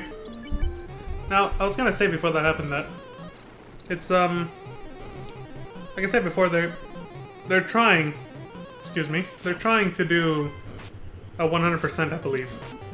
So the reason they come back to old areas, I'm guessing, is to grind out an item that they couldn't get before or didn't feel confident with. So that's probably it. But again, that bracelet looked like it was a key item, though.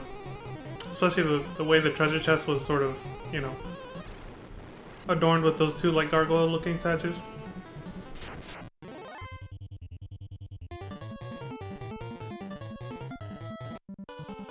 Plus, I feel like RPGs had a lot more back and forth back in then. Back in then? Yeah, that works. Back then. Like, you didn't just visit an area once and you were done. Sometimes you had to backtrack. Revisits. Things like that.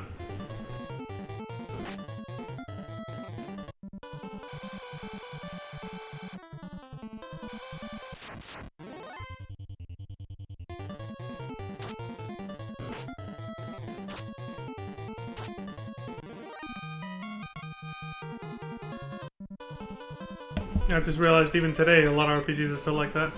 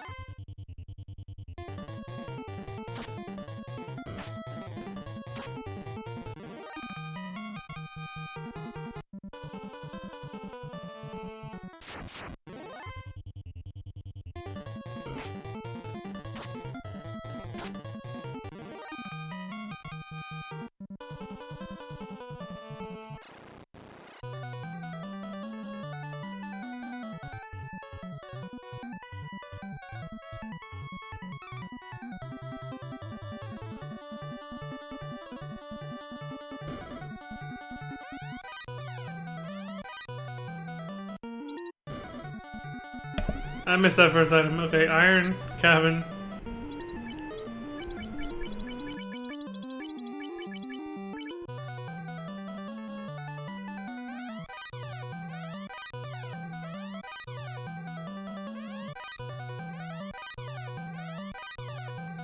House! You can find a whole fucking house in the chest. Also, I like that the music starts over every time it gets interrupted by a sound effect, like him getting a new item. It's like the music just keeps starting over and over again. What's this? Oh, wonderful. Nice work. Yes, yes, indeed. This TNT is just what I need to finish my canal. Excuse me while I get to work. Dude, he found that TNT ages ago. So I'm noticing with that you can also do objectives in different or flexible order here too. You don't have to do everything like in a linear fashion either.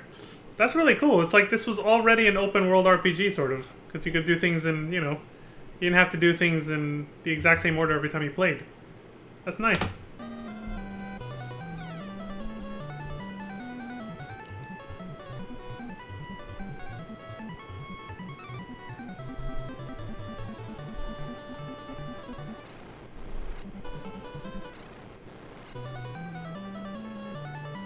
Oh my god!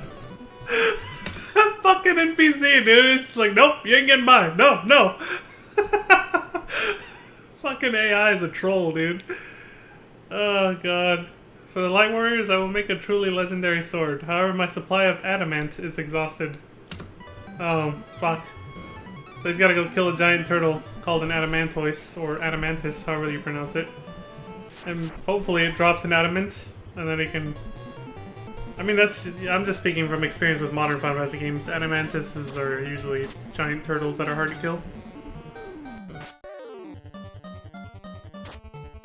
I mean, for fuck's sake, in 15 it's a giant mountain. I haven't even killed it yet.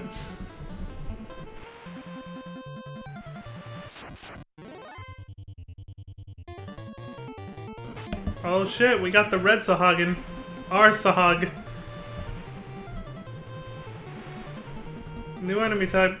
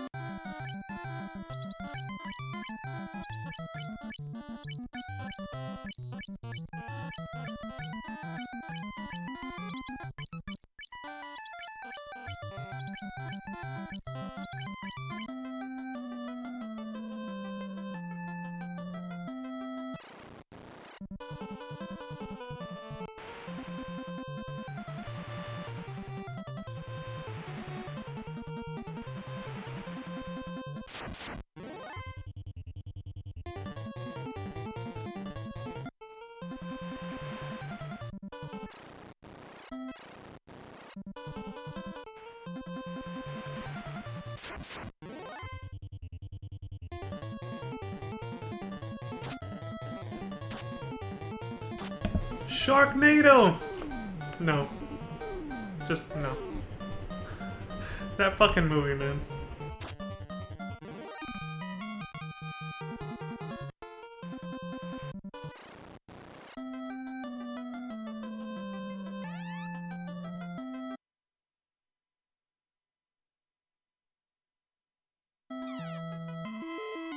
Holy shit, dude. That vampire wreaked some havoc, eh? Destroyed the clinic and cursed the whole town. Revived the power of the orbs. I'm guessing the orbs was like the first concept for the Warriors of Light having crystals, being crystal bearers, but they were called orbs in this first game. Orb bearers. These crystals or orbs that just have this magical power tied to them and their existence, and has the power to save the world and all that shit. The Titan who lives in the tunnel eats gems. He loves rubies. Okay. Everybody knows me. What? You've never heard of Dr. Un? I'm guessing Une, maybe? I don't know how to pronounce that. Pass through the Titan's tunnel, then south to find Sarda, the sage. Oh shit. I was too slow on that one. They say the ancient people used a stone to make their ship float. I am Jim. My home is the dwarf village, but I am here investigating.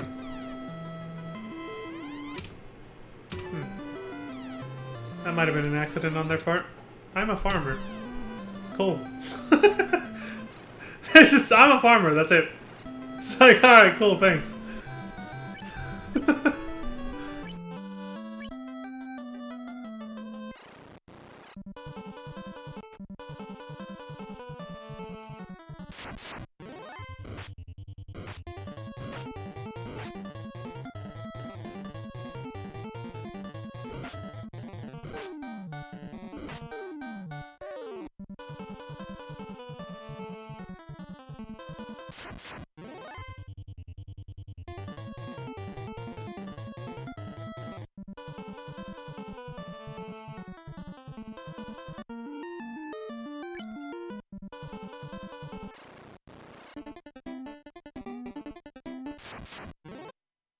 Oh, it's Mount Golg.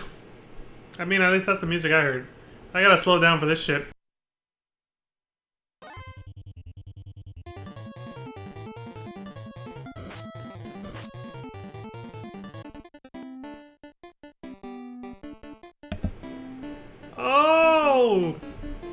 Hell yeah.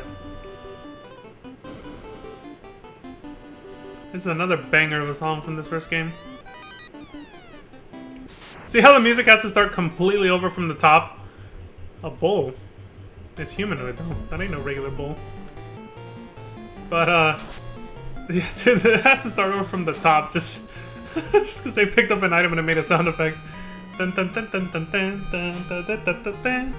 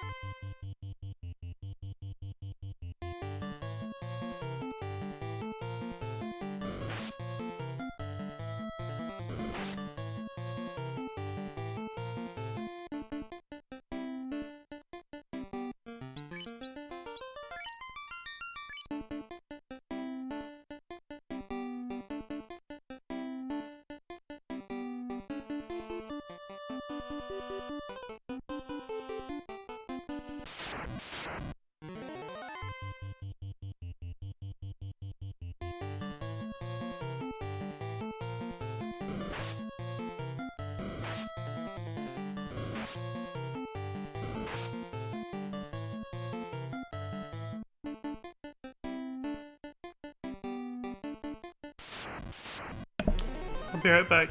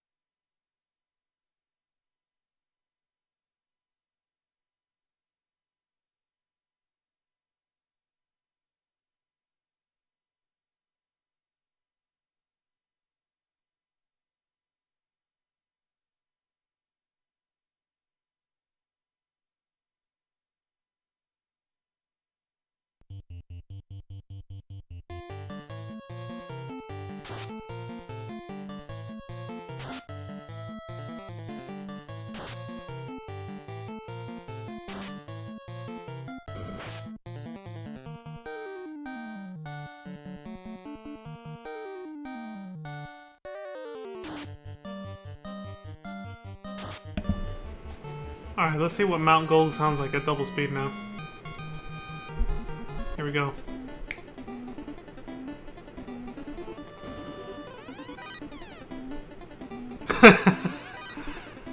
It does kind of lose a little bit of its charm. I'm gonna try 1.5 speed when we're out of this battle. See what's up.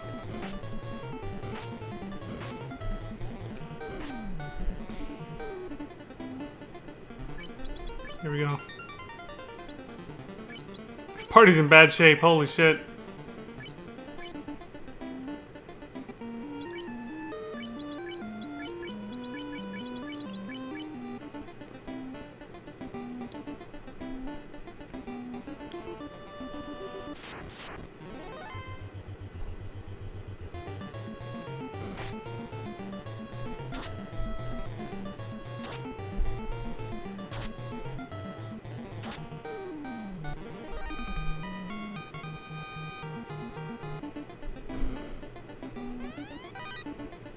It actually sounds kind of okay at 1.5. It's pretty good.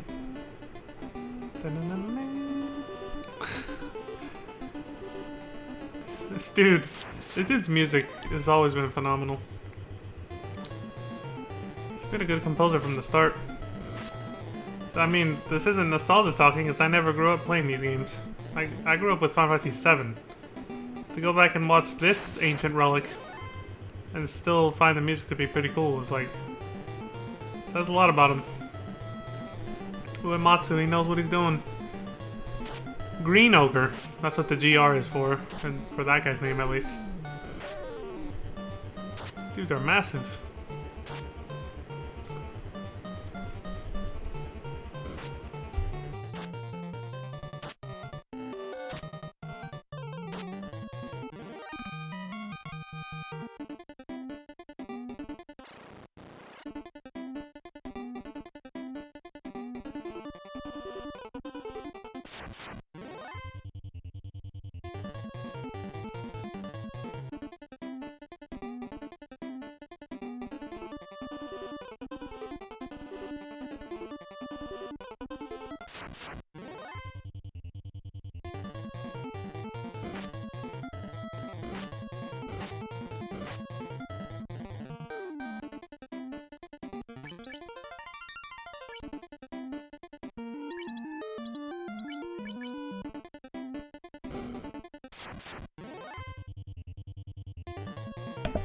Earth?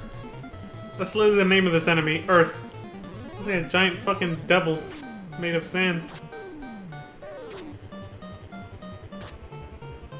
Yeah, their lower half looks like a little whirlwind of, like a little tornado of dirt or sand. And the top half was humanoid but looked like a goblin.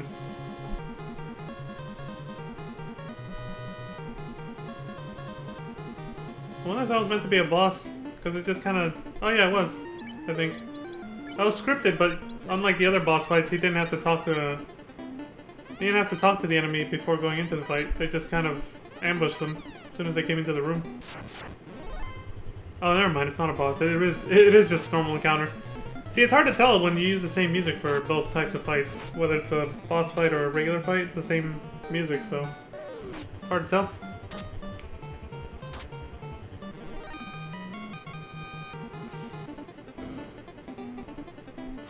Fucking bat, dude.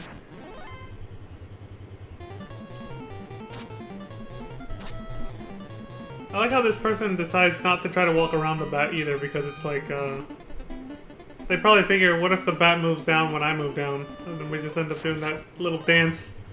You can't get around each other, you know? So they just push through it instead. They're like, fuck it.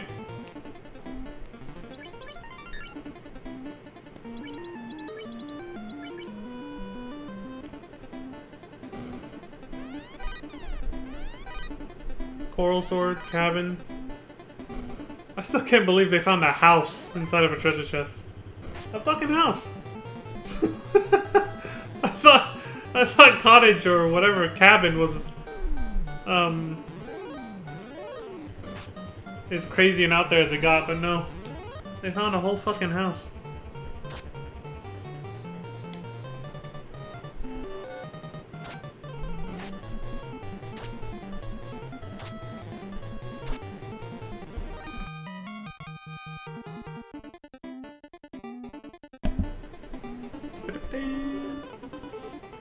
Move, bitch! Oh my god. Fucking bat. Why do they put these annoying bats in these caves anyway? They're not even enemies, you can't fight them. They just make a random noise when you talk to them. They're just there to get in the way, just to fuck with you. Sounds like, move, bitch! Get out the way!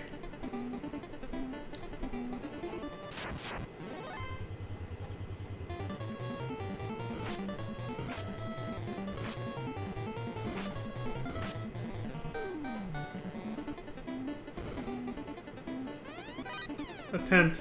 That's more reasonable.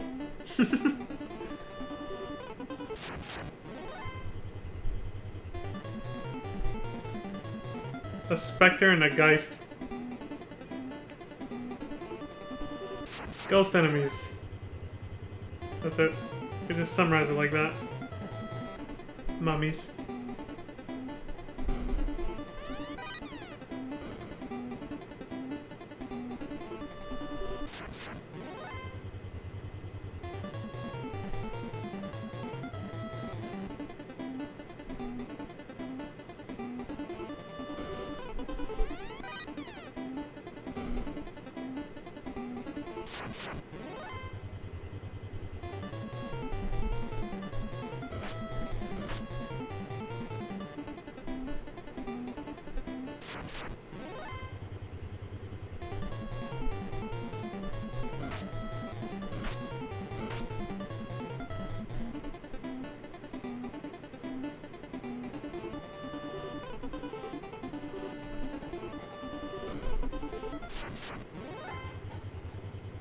Earth.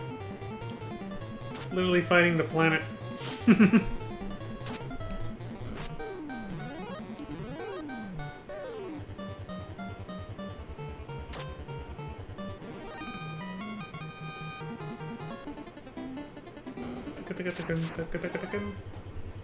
was kind of fast though. What the hell did they get from the chest?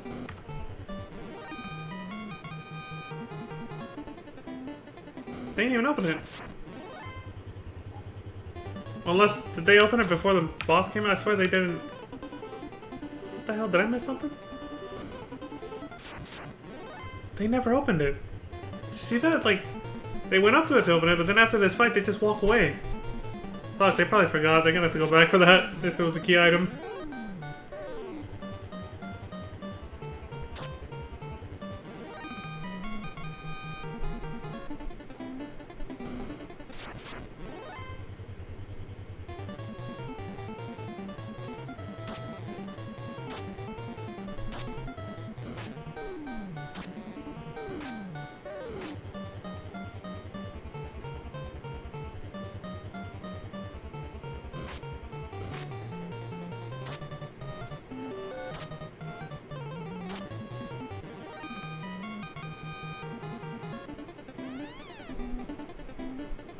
Okay, that was fast. What the hell did they say?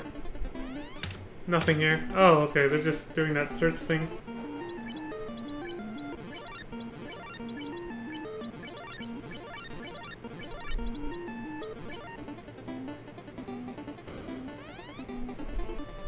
All living things were born to die. No one can defeat me. The vampire. Oh, okay, the cadence was, no one can defeat me, the vampire! Ah! Oh my god. This cheesy dialogue, the way it's written. He looks just like Dracula. This fucking Muppet.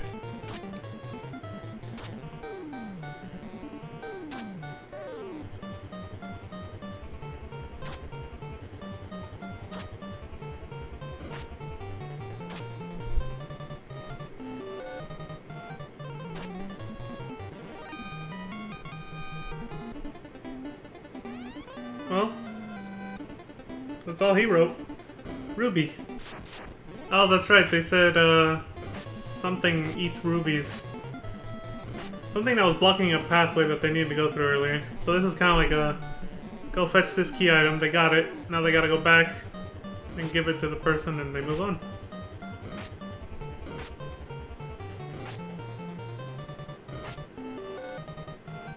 Who knew the boss at the top of Mount Gold at the beginning was a fucking vampire, huh? FF1, Mount Gold, boss, vampire. There you go.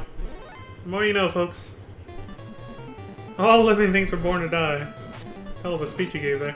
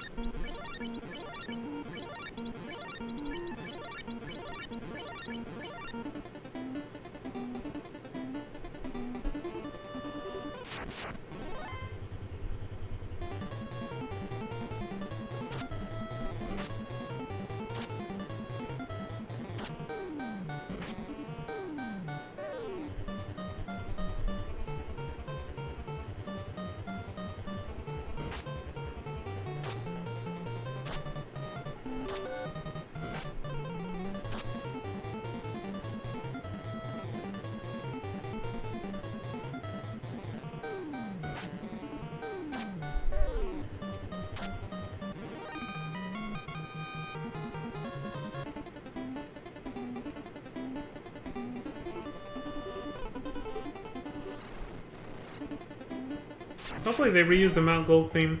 Giant! The hell is that thing? Jesus. We didn't see that on the way in. Yeah, hopefully they'll reuse the Mount Gold thing like they did a little bit with Matoya's Cave. It's pretty good.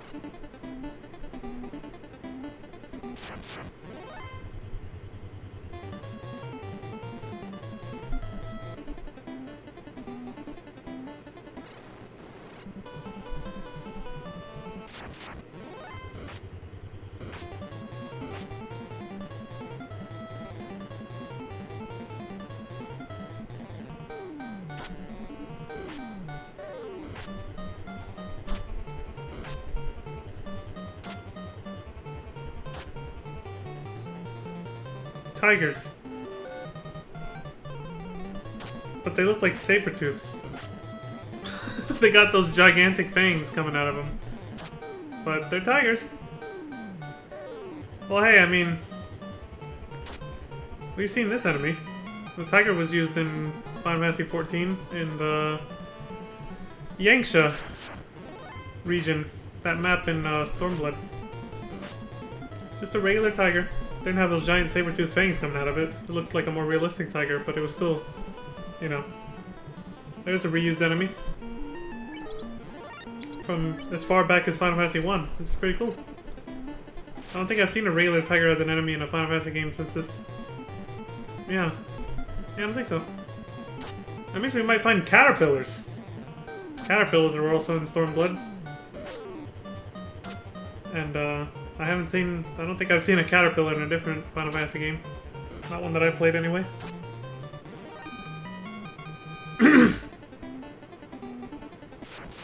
That must be the thing that eats gems and wants the rubies, right? It looks like a giant ogre, like these guys, honestly.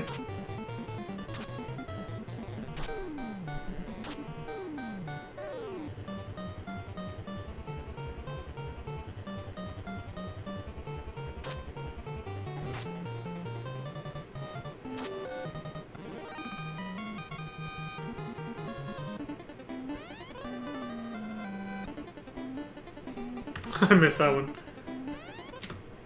If you want pass, give me the ruby.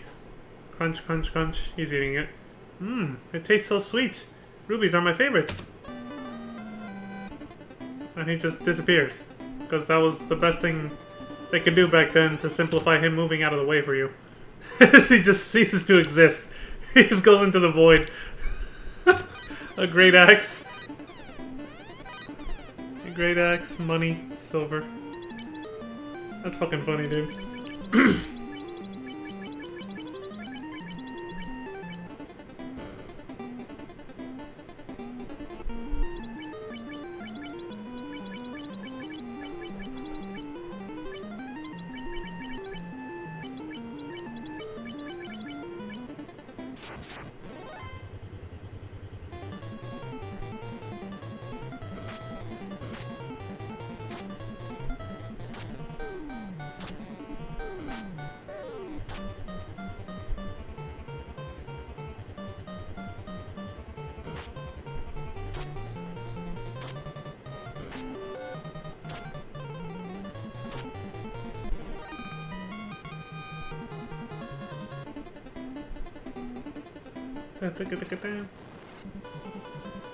Well, at least they reused the Mount Gold theme for that particular area, that little cave.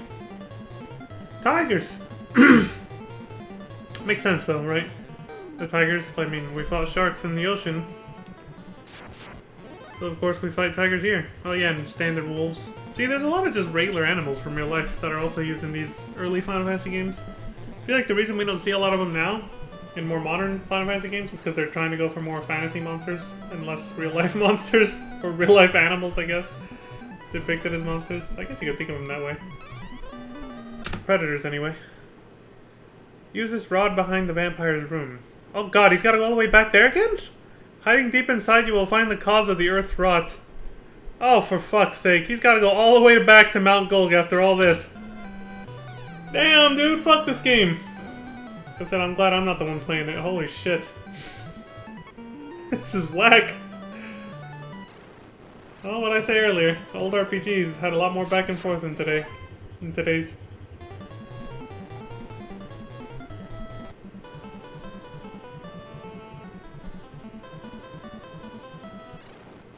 They were also a lot more like the open world RPGs of today. You know, Fallout, Final Fantasy 15, Breath of the Wild, all that shit.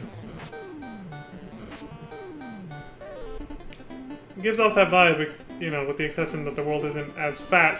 But, I mean, the world is still pretty big for the standards of back then.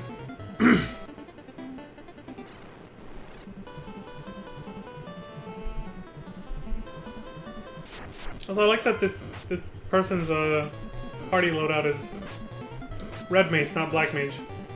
Instead of a standard black and white mage, it's like, no, I'm going red and white mage. His two melee characters, job classes are just warrior and monk, I guess.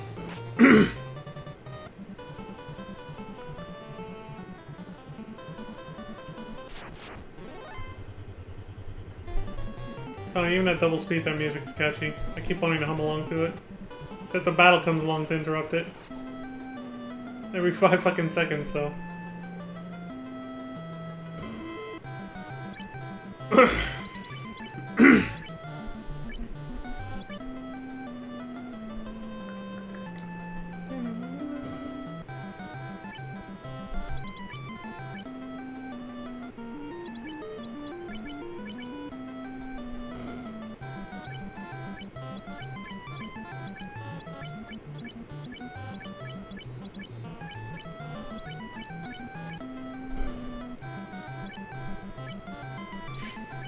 I can't tell if he just keeps forgetting, if they just keep forgetting shit, or if they're like doing that on purpose, leaving the shop and coming back. I think they probably just forget something. They go back like, oh shit. It's kind of nice though that this game's easy to watch at double speed because of how slow the text boxes are. It's easy to pause on time to see what they're saying. Even without pausing, you can kind of catch what they're saying. This luxury is going to disappear when we get to the Super Nintendo era. Final Fantasy 4, 5, and 6. I'm going to have to slow it down to actually, like, so we can actually catch what they're saying. But for now, we're on the express highway.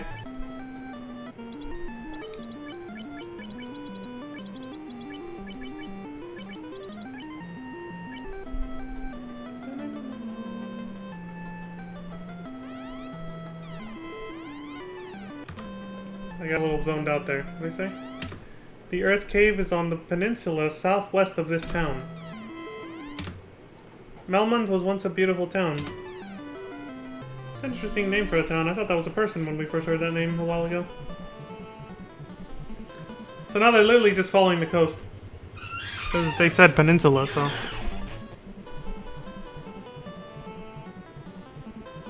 Apologize if that was loud, I kind of moved forward and got really close to my mic by accident. I was readjusting myself in my seat. More ogres! These Muppets. Also, I will be calling it pretty soon. Check out how long have I been streaming? It's pretty close to when I go to bed, so... 2.5 hours. Dude, it didn't even feel like it. I'm having more fun just watching this playthrough than I did with Back 4 Blood last night. That was a bit rough. And I realized after I stopped playing, when they explained how the AI director uses their own like enemy cards against you to counter your player cards and vice versa. That might be why it seemed a little bit random and inconsistent, the difficulty of that last part where I died like... Yeah, where I died. It's like, why were there less enemies? It's probably because the next time when I used to continue to retry that last level, it probably, like, the randomization aspect probably made it so there were less enemies just by coincidence, and that's why it made it so it felt so easy the second try. I was like, dude, why the hell did I get so overwhelmed so badly the first time, and then the second time it was so easy? But anyway, that's irrelevant, because it's like talking about a completely different franchise.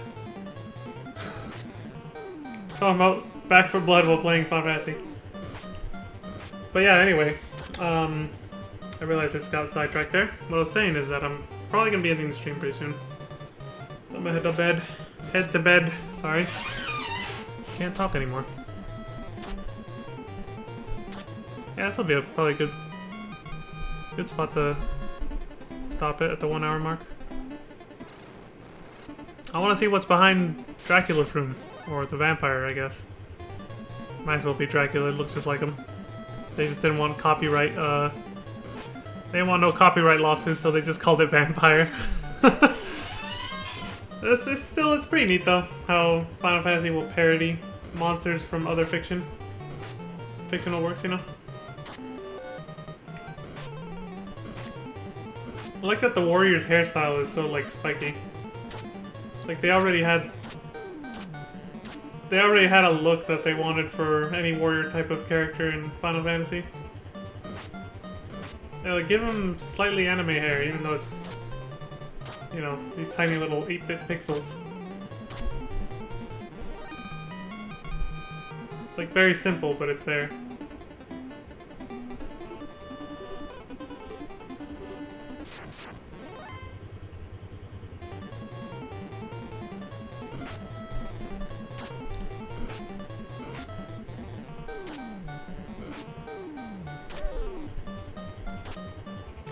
Also, I think all 4 Light Warriors are dudes, right? I don't think they actually let you pick, like... Yeah, I don't think they actually let you pick, like, gender or sex, anything like that back then. You just got 4 characters, they're just 4 dudes. Go. Maybe that's why it was... maybe that's why Final Fantasy 15 was all dudes, too. They were, like, trying to do a hardcore throwback to FF1. It's just a sausage fest. There's no chicks. It's just, like, a party of dudes. Oh god, that term sausage fest. I had to use that. My brother literally said that a while ago, so he called Final Fantasy 15 a sausage fest. Oh yeah, there was a back door there. There it is. That's like a hidden trap door. He just has to use that key item on it. Let's see. There's a stone plate on the floor. You sense something. Evil?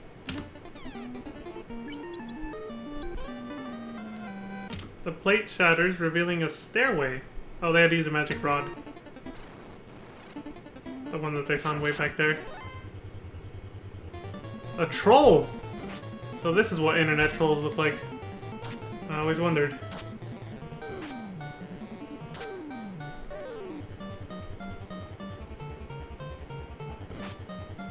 They look scary as hell, honestly. No wonder they're mad. Trying to piss off other people for their own enjoyment behind a keyboard. Shit. Whew, excuse me.